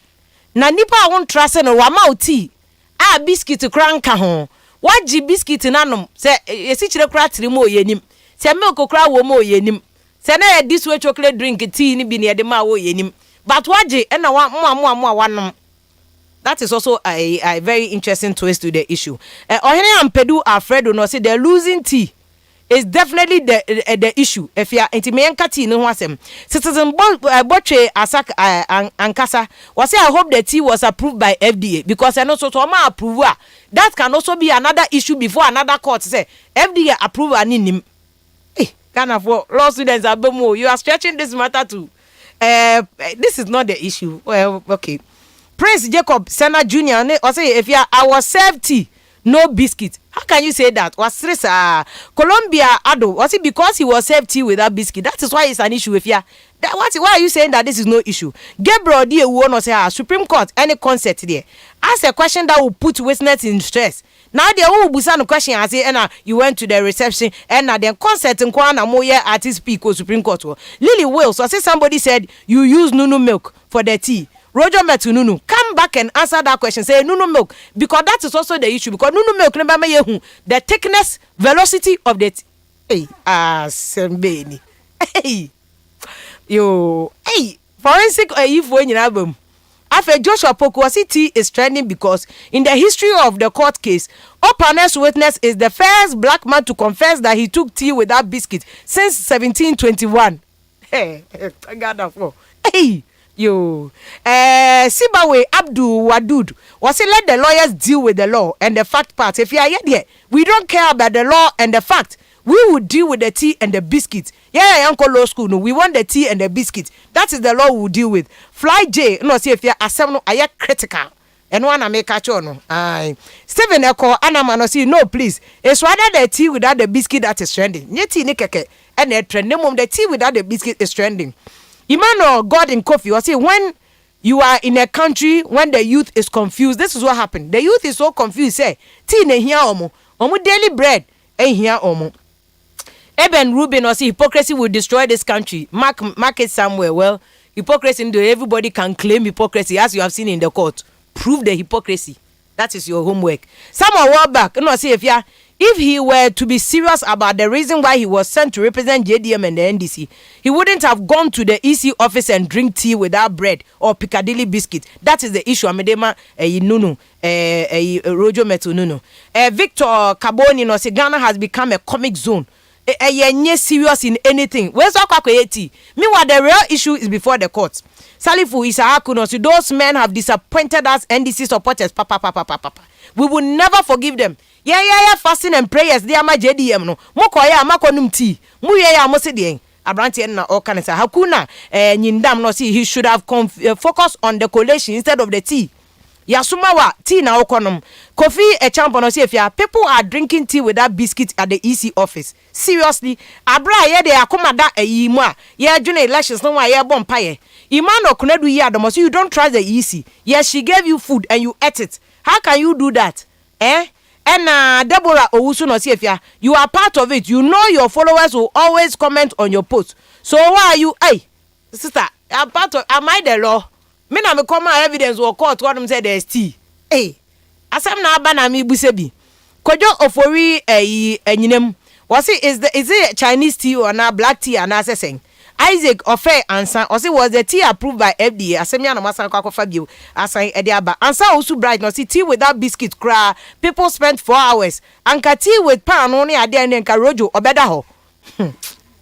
Pacho ye try doctors na fe yakọ doctors one other lawyers na no mo akọ twetwe enkomo. Honorable Theophilus afote adai ena oka se eno so sa okay doctors okay maybe other lawyers will come Yera Eric Odro or sign there no oba na okay FM 101.7 the other lawyers will help us to get the other side of the story. Yera Eric Odro saneka also oba studio ha say we went to me and banti ebo mo dey say menya other lawyers near there kasi na doctor Youngson GMA order say be ya government go close schools because the economy Akosomo International 84 nkola 84 eno menya yare ni bi no see onto omo kase aban be ya just close all the schools, close down all the schools no e be ko GMA so ho no many other lawyers e bo modi ase sabe kan omo ne no omo akasa se ne drilling into the asa na bebre no omo abrebre Felix Kwaku Hilson no say how can you give someone tea without bread? Incompetent easy even in serving tea kra mo incompetent and o say Prince o say tutu o say VIM lady please educate us. What effect can this famous tea and Biscuit have on this case. Pacho lawyer chem that they obita fa case no be bia. God Sanda. Wasi sister, if you are sometimes I don't understand you. It seems that there's some kind of hypocrisy about you. You are talking about tea. And if you know the facts and the law, tell us, am I the law? There's a case in the court. Okay, say me me pay contempt case ni bi. If there's a case in court, you don't talk about anything. Listen to the facts and the law in the court. Nesu be free mu. Mo de moti hypocrisy na ye Sunday school nyum ama obi aya hypocrisy. You don't even Google the meaning of hypocrisy. Sani Abacha no say that's the work of an incompetent lawyer. Ube busa questions to ti won asem na uko busa. Fadi Kafuta no see Jane Mensa. Go back to the box. Usi no. Why? Because I fear chachu. Because Jane Mensa suro chachu uncle boss him. Na sada no anko na. Said the chachu be grele no better pa. Pa kwesi text no say the funny thing is why should you take tea from a person you don't trust? That is a question I was a rojo that should be obechim. HNDC supporters. Aya alayini King Solomon say from tomorrow we are not going to buy tea. It will be very expensive. Said the tea trend, you know. Akosia and Konam Nyamesem was in another 2 calipo and got price. I pray say where today this way chocolate drink. Menya price ma fe crowd on try be shorting but shorting despite your a tracker kese be cramo de abawate. Yen tina hono mane short to da. Adam Fancy was say if your tea is not trendy. What is trendy is Jamesa. She should go into the box. That is what is trending. Prince Ejeyeboa, I say I'm +1 today. Glory be to God, Vim lady. Forget about the tea. Bompire na nyankopon mame nkwatintin. Ye bompire am Prince Ejeyeboa. Joshua Opoku no say thanks for reading my message. Pa watching you live from Dallas, Texas. Nyankopon shout Jacob Joshua Opoku in Texas for na. Ebo Checha. Was it this tea and J Mensan gave you Rojo Metin no pa de. Hey. Rojo Metin at all Mahama presidency akoji tea. This is serious. As a Judas no. Oh, seriously. I remember me fan check say pa ma wo fire. E wo High Life Radio e wo Virginia. Woni Capito ni Anafia Jimoke okofro bo mu nyina. Ye chacha obia honum doing some fantastic job e wo Virginia honum me so usu wo DC. Ye chia mo pa mo am obo adwuma de asom Ghana man mo nkoso. Na mo dwene Ghana ho kra chen Ghana fo bo e wo ha de chese de bia no my hyper Ghana de ye be kasa brofo ne dede ne ye but asumdwe nko a e wo ho e wo Ghana every day. Eric Safo Cranton or say Madam Afia, what the law and the fact here? Obi akwa court akwa tea. Also on trust EC declare a resource no. O say my kan no. Afia, we will talk about it. David Wobel was it the lawyer wanted to establish the cordial relationship the ECJ Mensa and the petitioner's representative at the EC office. That is why that question is very, very relevant. If you when your hostility a relevant question and no see busa. Frank Dansu de wakocha video no they send us if you mun share video no. Na mun share baby anenye. Tijani di Lavi was any T junction around the despite media mun share what na memra menumbi. And a Dugan said or say, where have you been, Vim? Let me will leave. Set or a J argumentarian or see if you what is the fact? Minim kwana moye no studio. What is the fact? A fact is an incontrovertible is essential. In other words, indisputable phenomenon. The question is it not factual that Mr. Metal said he was only served tea without biscuits? So what is not factual about anyone mischievously and innocuously making news out of a statement from a man? Hey, if you have him lady bro for one a set or say argumentavia set a salute why arrest my case min kabim.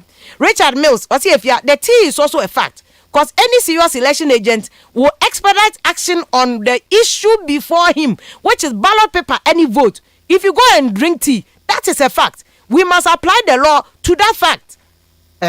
Okay.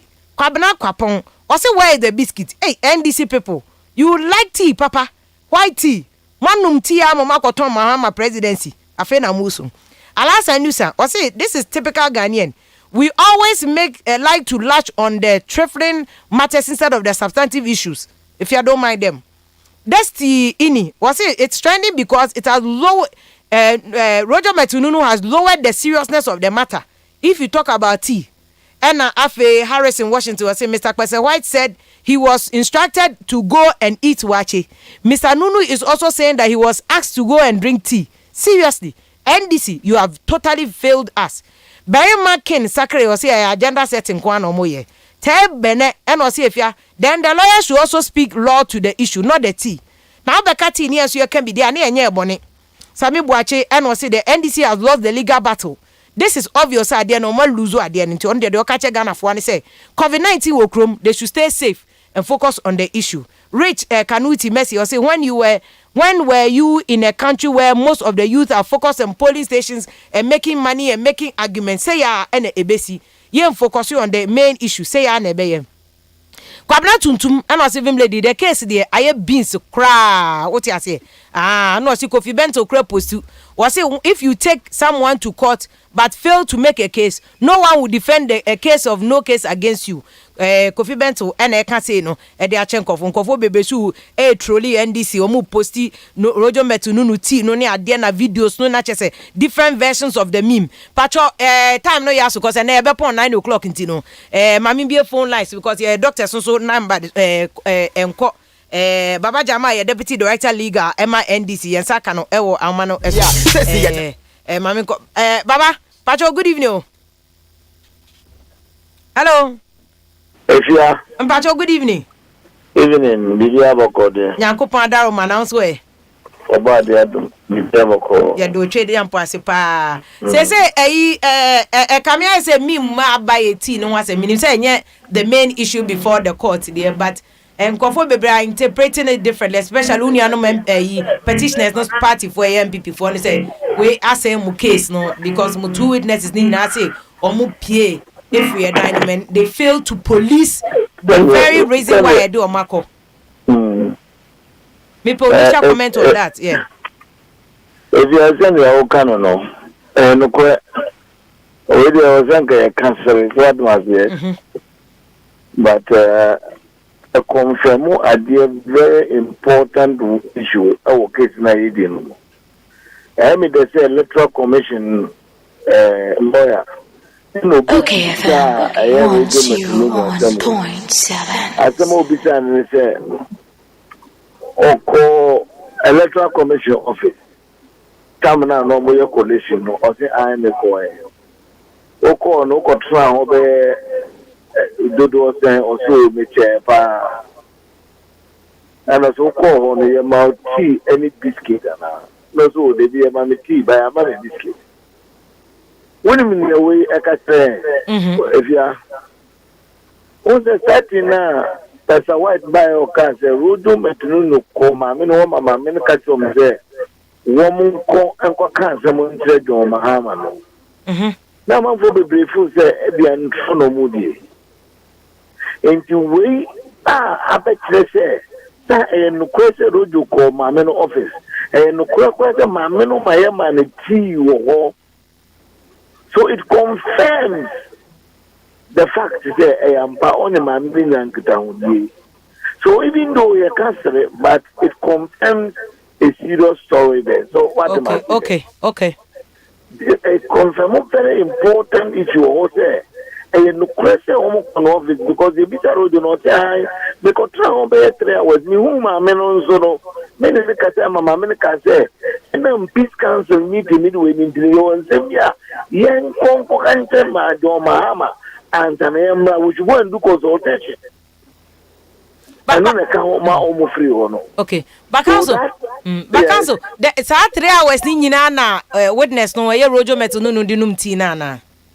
Oh, are they? Every 3 hours going to go. I'm only asking because now say the issue.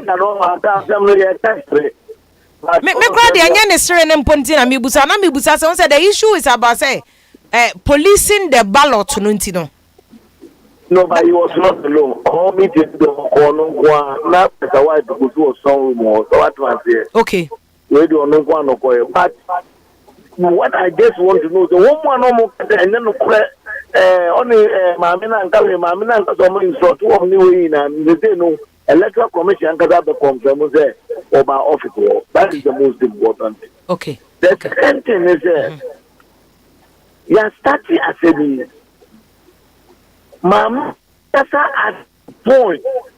If you need to the witness statement about witness statement on the buyer, even though it's not yet in evidence. You didn't so cry, you can't send the pen our God war.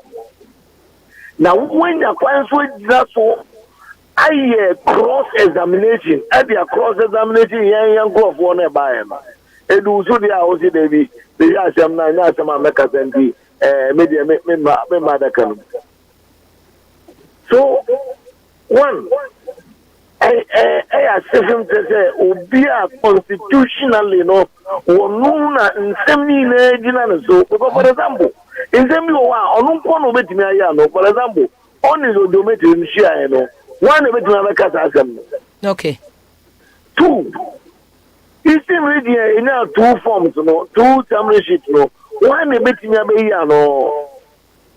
Argentina, oh yeah, declaration.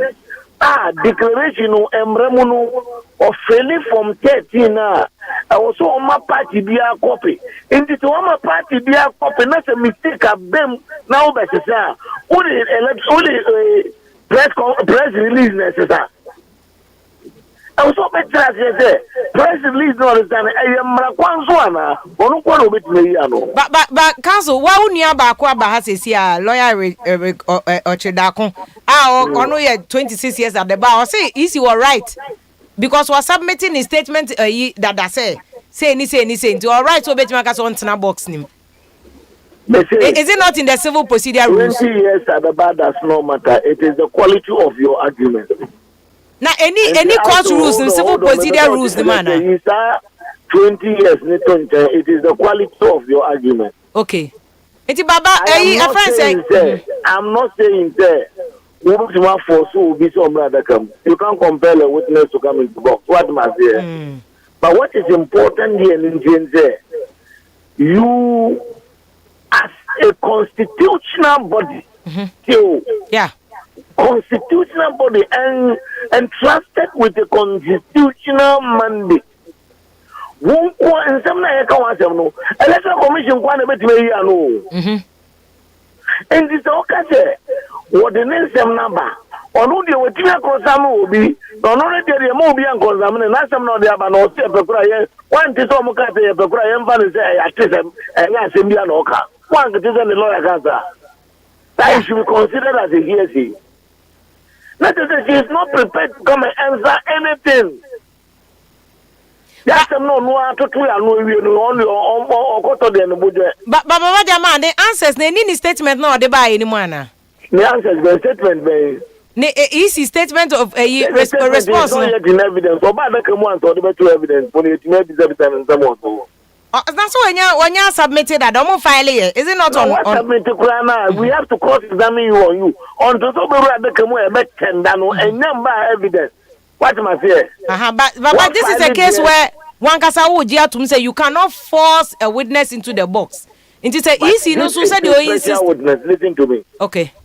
This is not an ordinary person. Okay. This is an institution entrusted with constitutional responsibility. So she cannot shake her responsibility of saying that I will not give evidence when we needed her to give evidence. Why did we enact the right to information bill? Okay, you have a point. You have a point there. To come out with the truth. So especially when your function has generated some controversy. Why do you want to say that I won't talk because I think that you have no case. So let's take it that if you as an ordinary citizen, it is a electoral commission, can't you use the right of information in what can say?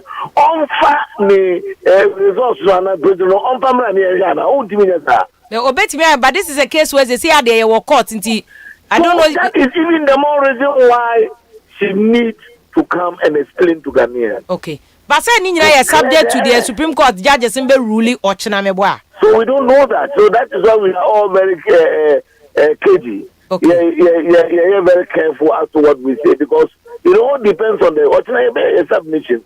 Yeah, be careful some so I must say. Okay. Yeah, be careful. Also, come at them. Any idea who what the Supreme Court people will say? No, Supreme Court will be then tomorrow we see with the way forward. So that's I say the can say Ghana phone the electoral commission secretary of Kano and one would only declare one would mama kasa and then so kasa But so what the Supreme Court will say tomorrow, we don't know. So what must say? Okay, Matu. You know, one moment the other so say, I didn't, and also Oma. I didn't know this year. I didn't know this year Ghana for. I didn't know but nobody Ghana for the That is the question we are asking. Okay. The point has been made. Say, this lawyer and they say almost submitted a case of no case because Muhammad to more court. There cannot be a submission of no case in a civil matter. This is a civil matter. Okay. And to want to mean submit a case of no case. That's why we are saying that they are trying to smuggle. Smuggle what? Smuggle a criminal principle into a civil matter. So what must say? Okay. And that is what through the back door.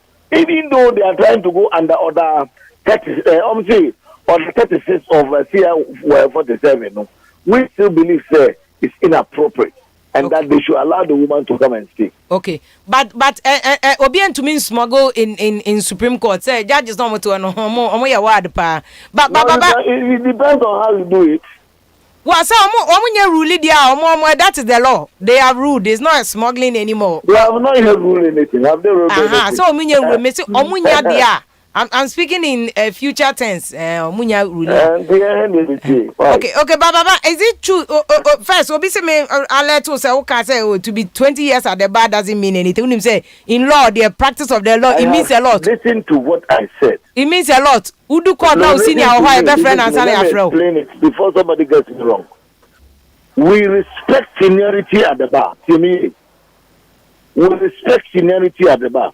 But when it comes to defending cases, it doesn't matter. Even today, Chachu is arguing with some of his students. So it doesn't matter how long you have been at the bar. When it comes to us advancing our argument, it's not about how long you have stayed at the bar, but it is how the quality of your argument.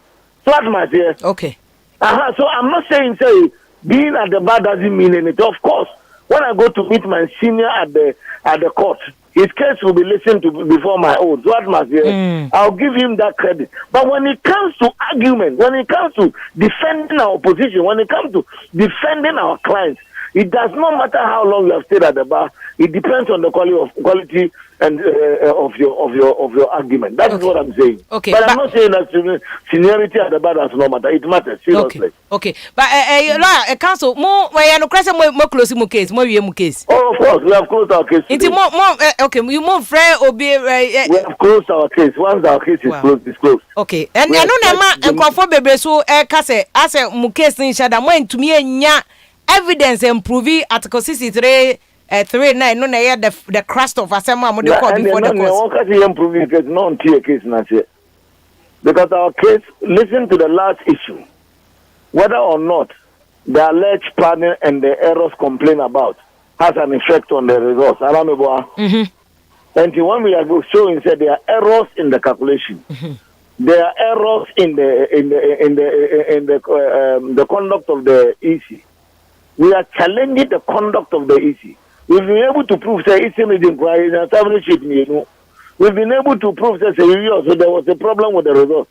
We've been able to prove that even from 13 it's a substandard from 13. We've been able to prove that the electoral commission, instead of being even in the collation room, was not there.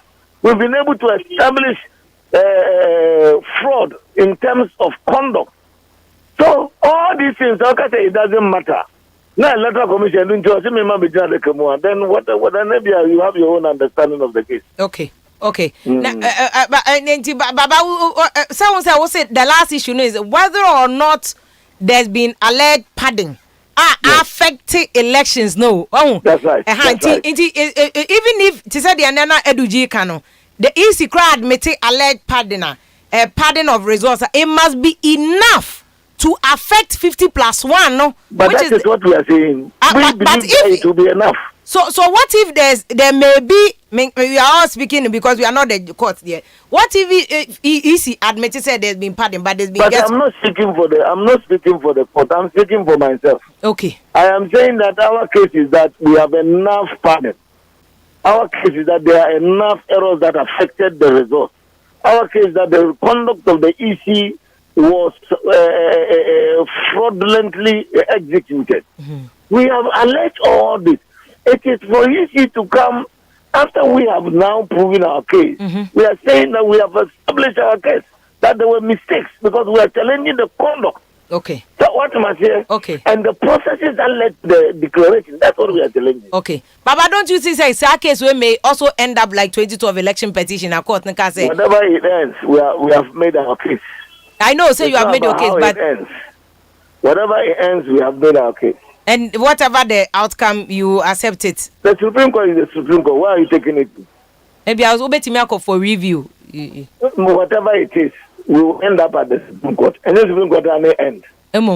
That's it. We'll end up there. Okay. Baba, Mami now was here. Mami now was here. You Deputy Director Legal Emma NDC Amenyuko no yera Baba Jamani and then the church komo no. O say no krese NDC awie omu case. Omo close omu case nti nya de omo frɛ witnesses bia but ogiri se baby omo dun de.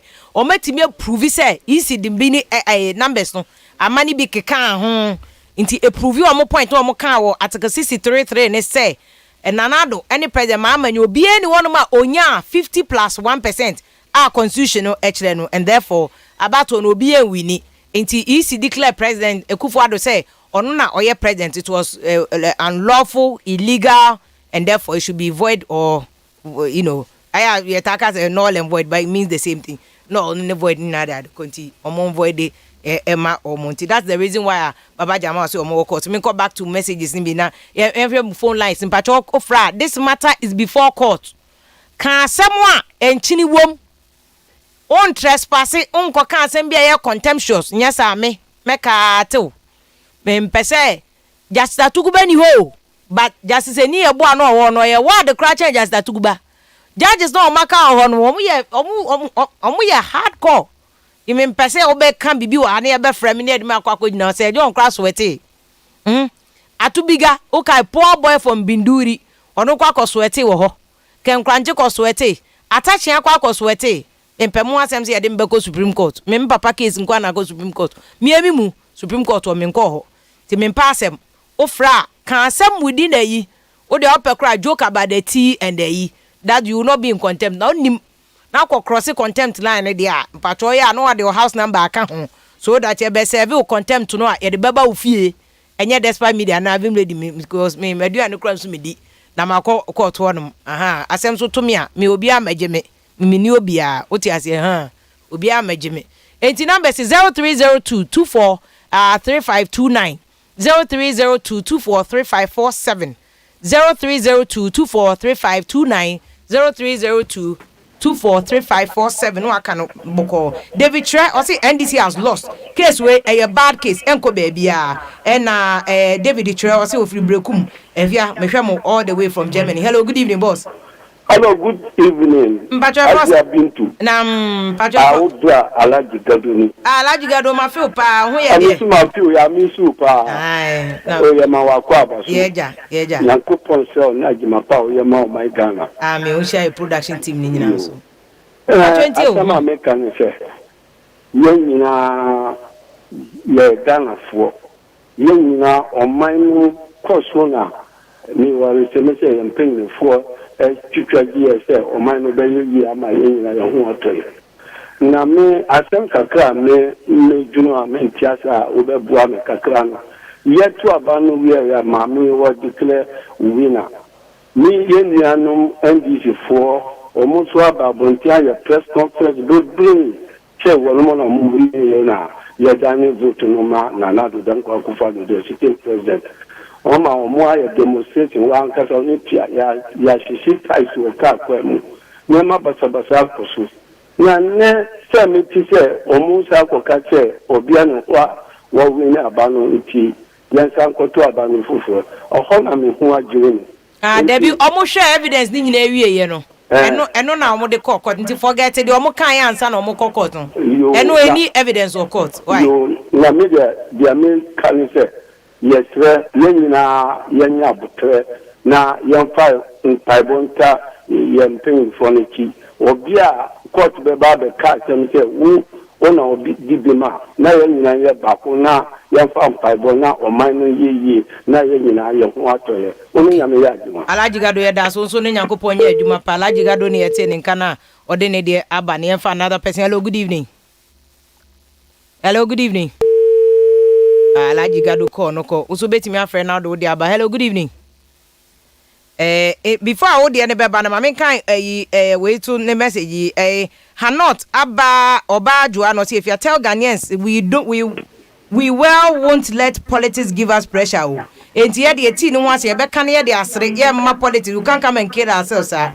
Hello, good evening. Good evening, yeah. Bajo wani o boss. Bonzi. Yo bonzi mbajo manti o wai. Ife mo kwa. Yeah, ja boss. Baba Jama or say then. Would the mammy come before Mekasano? And one make you of voter region. Yaleno, voter region for money, say Aliabana. If you have 50 may enter voter region, 50 a 50 junction, he called Bosto make it those months will be new home share those months. I will move you on move. Hey. And you won't quite in a young Accra baby, in an hour as one day, but I was saying, between and run in them quanipa 15 now. TNT, yeah, no, Baba Jamo say, on better. As I bet on better. On me, on better. On my engine. And Mr. Nunu. See, one Jim, a meeting, and I'm Milu, and I'm cuckoo. Oh, one shake it so Jim. Yes, yeah, this way. This way. That's why next supply ma easy. Okay, fine. But obita but you are admissible but you here wa. Na you go no meeting. Uncle calculating your my strong group. And I don't go no meeting. But only munyina you are making a big deal about that you. Normal adio. Since I me started some reported elections or electoral commission. Because strong room led you man a check. It me dey be a 1 week. They said 2008 elections they go into second or almost like third round they copy over time. Omo che ho nti ya mo aduane.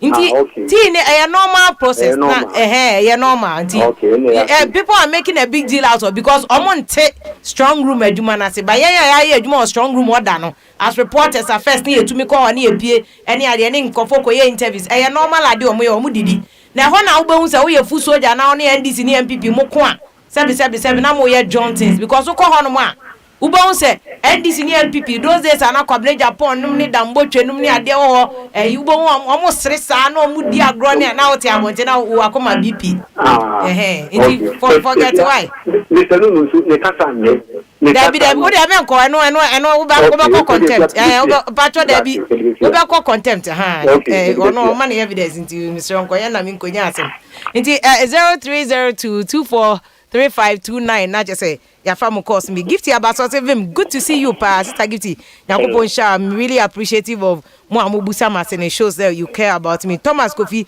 or say VIM lady papa more fire what hello good evening boss hello yeah Mbacho wani o boss me tiuka enye ne last year ni na me tiuka bio ne yako leave kakra bi elections oh ya boss eh DJ ni say Mahama na ewini na o si udi ni de say bo di ni sheme ya me friendly Ashama Washington Ashama Washington e mi area o na ya fro say me watching we no Martin Luther School area on. Ana udi ankasa so ye den. Me dey Kwame yo. Ashama dey every corner bia minimum go. Say mama na ewini. Dey ekufo movie ano. Because of me study course ni na mo we me study since that mo Saturday bo nyamana me flooding na even though me recording na on me book ni be bia ni nti me calculation me take ni ni na for ni calculation am take ni you to on wo mama stop wo mama too much inti boss o calculation no mbocho o calculation no beti me dia ma me books na me dia ba inti na make sempacho na wo boade no na mo boade no all the regions but training na to manda sa o 3 days ni na manda but me nim say mama na wi ni but come na NPP for mo bueno me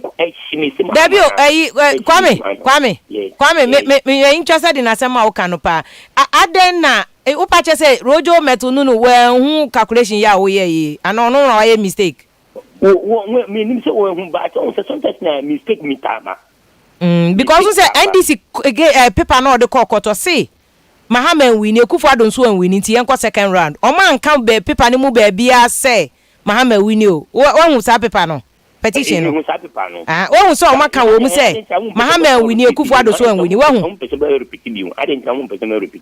o say I didn't tell you percent or more repeating you. I didn't.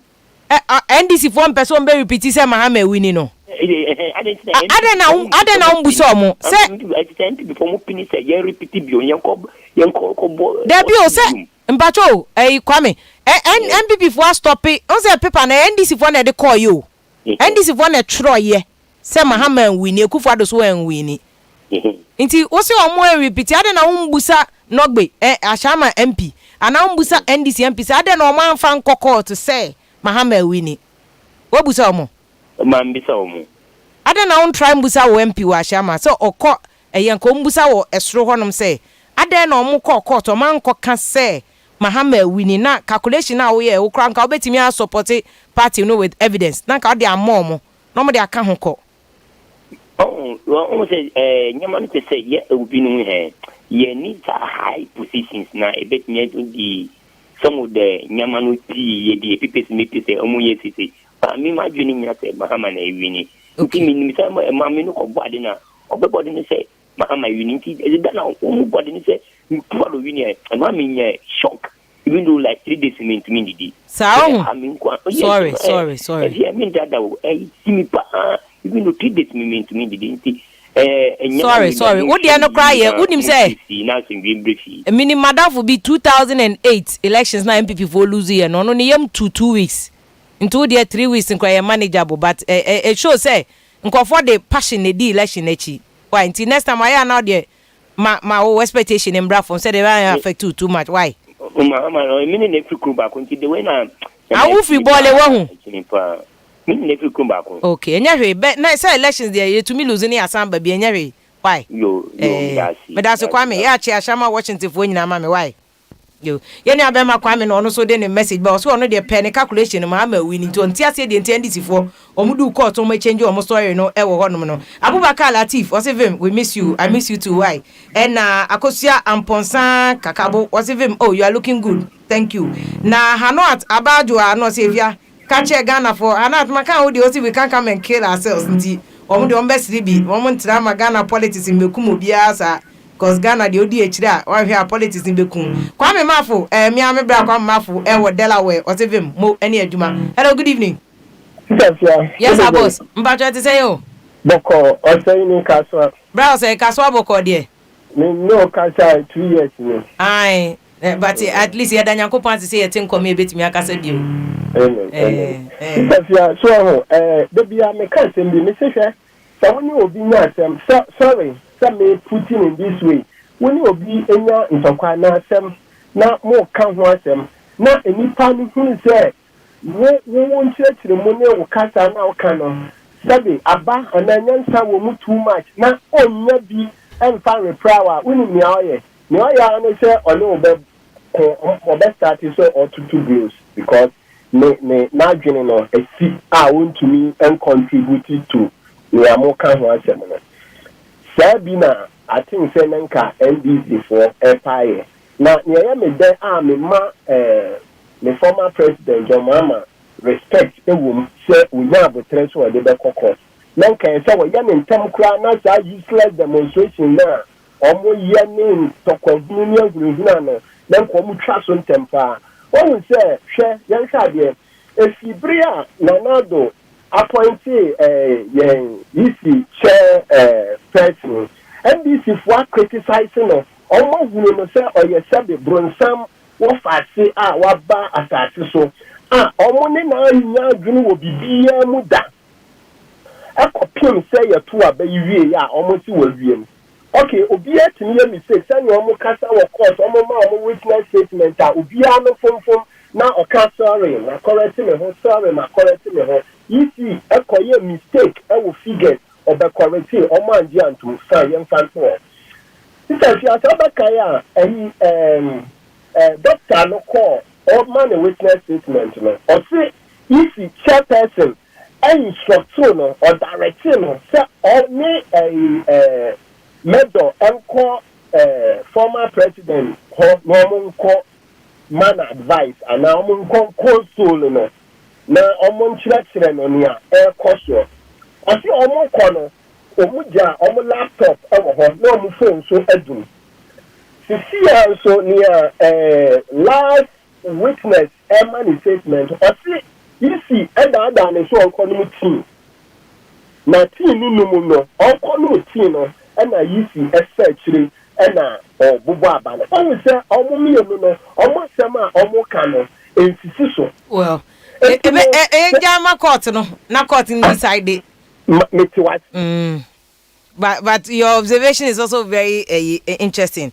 Abrantia because if you are finding out to say political party agents now no more strong room no. Na your NDC ni MPP pe and no more hono na.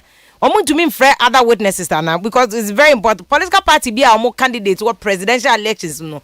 Obi a nipa ewo strong room hono. Nti almost so I am muti ni bia na se am muti obi so question na obusa no no na Alhaji Mohammed Obransa was even lady we loud and clear what what a great job and am here for mother Ghana and increase your knowledge every day by Almighty Allah ya da si baby Alhaji Mohammed Obransa ya chi ajowulu ise hofo no so e ma papa bra kwa me ma fo no se VIM hwe no omo lead wa ma onso ankwanko ye contemptuous comment bia o pacho mi dimile mu den gift ambassador was a good job VIM I hope say who ye pa now say NDC for disappointed omo followers bebre but o see on the futu de be magana fo ani say coronavirus ye nya hwe ye pa say the brand en ka so ko baby na nkofo nhye no ye nhye mask no akoso techi no so good job afia mo ene adwuma Thomas Boatin no say good one and wo ye e wo no Spencer o see afia the tea and the biscuit which one was taken first Mumusa Rojo because in the order of taking no can also affect or cloud the judgment of a person. Kwame enim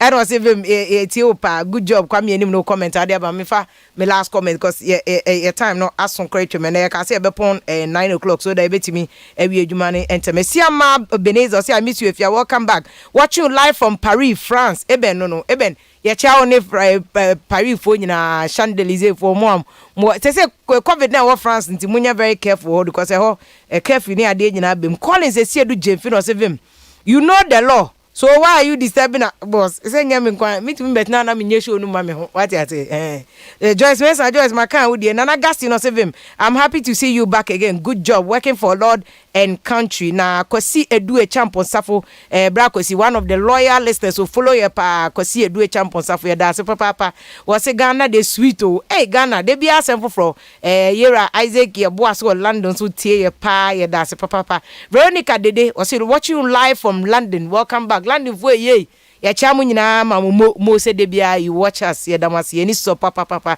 London for nyina mo hwem hu ye because COVID no UK ni ade nyina COVID no koso pa nti mesre mo hwem hu ye mo hia ma me POKUAA na mabo no ho ban so ama me na obi anko fa COVID ameka no Veronica Dede no se o hwe from London no and cancer sasu was even welcome back pa seeing you live in flesh and so hwe e wo London and as a Jean was it so happy to see you VIM lady Yakopon show no production team ni nyina amwesi Osni amwesi Makan wudie was it the lawyer no mehu baby a waka ko na obajo Makan wudie Don Kwesi Pedro was it we have the freedom to laugh o Tom VIM so what the own person obesere about the biscuit no ajayen na ye ne ayepese yesere ne yensere ye biscuit why membe kan ye kasabo enhye yem Nana ya Asamoah Anthony no say welcome back VIM lady I always listen to you all the way from Adumbesi OKFM ne Despa Media nyina Yakopon Shamo and Mohammed Suhadu was say where did you go VIM where did you come from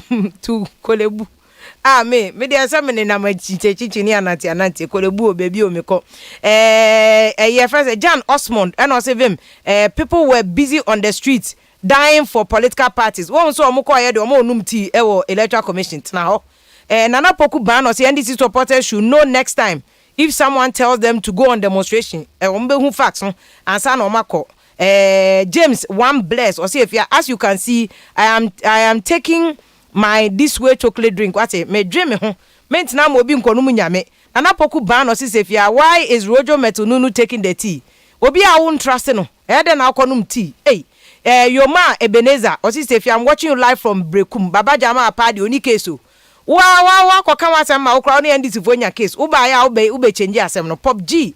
Wasi sefia the Supreme Court do not work unless let's say you can hear say into say Supreme Court on hear say enye adwuma. Sandra Dua Chibu was say the biscuit is from Cecilia Mafo ne mic ni na hey rad Nana Prempe Kokofu Abrefi no say I don't trust Baba Jamal any argument bia obe make wa say cow ne dey and now ba be defend NDC Barry Alex amwa ewia no say if you please remember that we are not in the court of public opinion, we are court of law. Inti Baba Jaman to me be kind of radio so a law near the eduma. Abeka kwesi bright no say please. We the elderly Ghanaians want to know what actually went on in the courtroom of the EC. Nyek biscuits yasem. I asked for Papa in Kumsa. I see the two NDC men, so they went to the strong room. They didn't help the party at all. From 2 T to the end. Akwesi usu no say welcome Sisefia, we miss your show pa set kwedo ye boa and no say as you have no time, we also have no time heart to react to every comment. Matthew Apaya osi good evening Vim lady watching you live from Italy. Welcome back Pacho Italy for mu ye my mu cases no why COVID no mu nyina mo by Matthew Apaya no Kofi Poku no say nunu tea is the best tea in the world. Na the place minim sama body ni ya the place Clinton no see if ya today is the first time to poke fire pa ente asi baby Morris na champion no see if you do well keep the fire burning what is upon gold was if you are doing a great job for Mother Ghana pa me share live on Manchester UK mo opening case here da se papa na Ajimai Clement was my dear thank God for bringing you back in one piece. Thomas Okofi no say lady please live stream no it's not showing Facebook. Oh it's showing Facebook. Is showing. Ajimadia Clement and Kofi Edamani Nasi. Catch bedu no see if ya. As for polling station agent there, they tell them not to eat anybody's food. Ntibusa Rojo mama say, don't okoji EC ediane. Wahima Patricia say EC is working for all Ghanaians. Taxes na edia man Ghana for nyina taxes. Nti so bi kodia. What are you saying? Rojo di ediane no. Kobi and the deuces. Or say Vim lady, I miss you papa.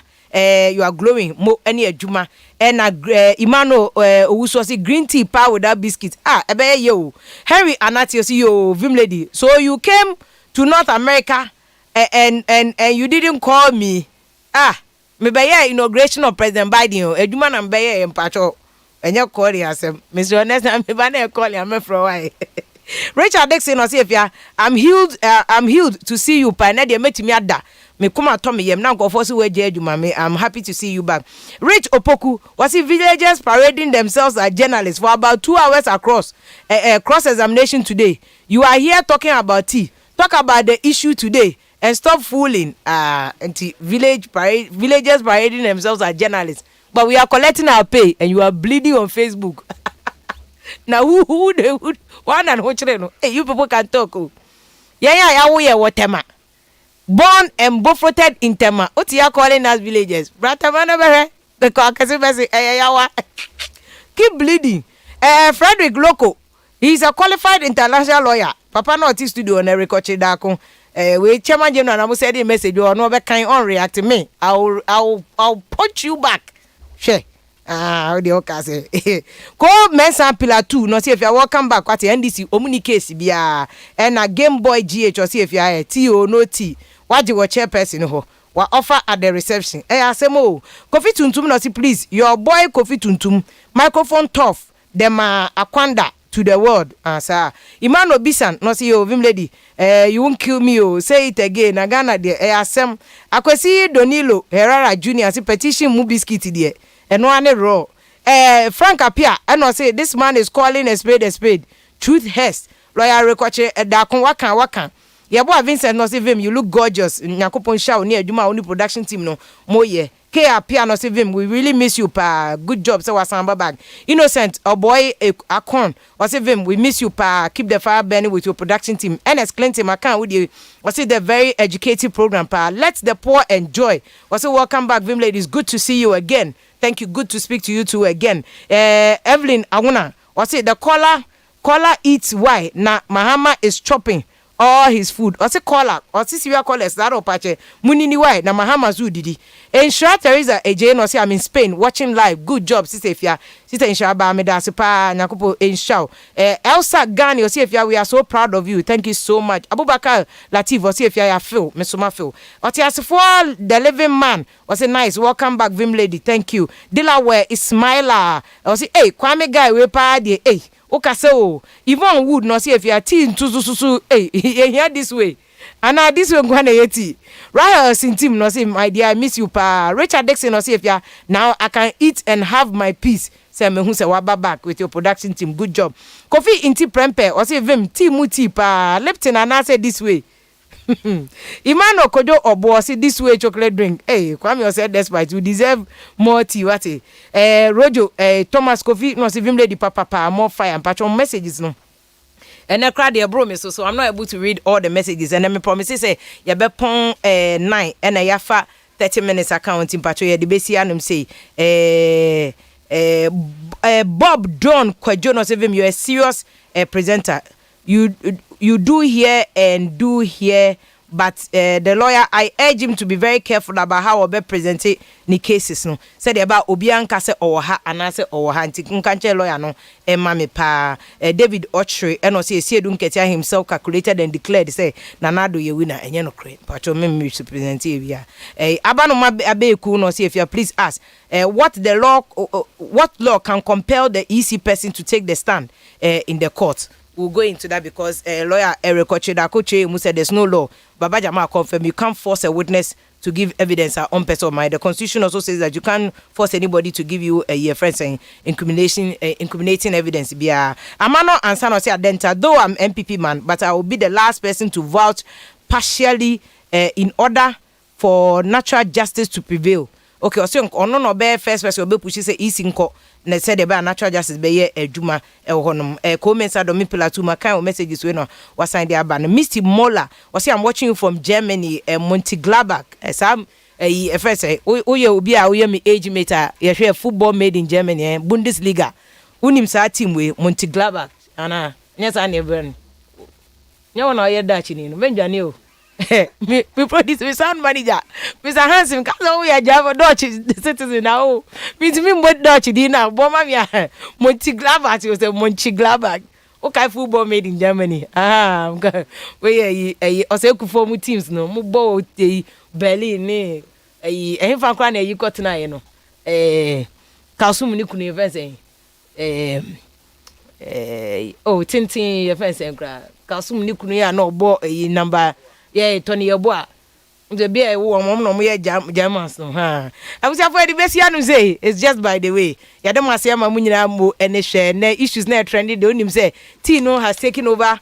Supreme Court is taking over almost everything. To share most of the NEMA trendy websites now. Election petition. Jemensa McMenu won't testify.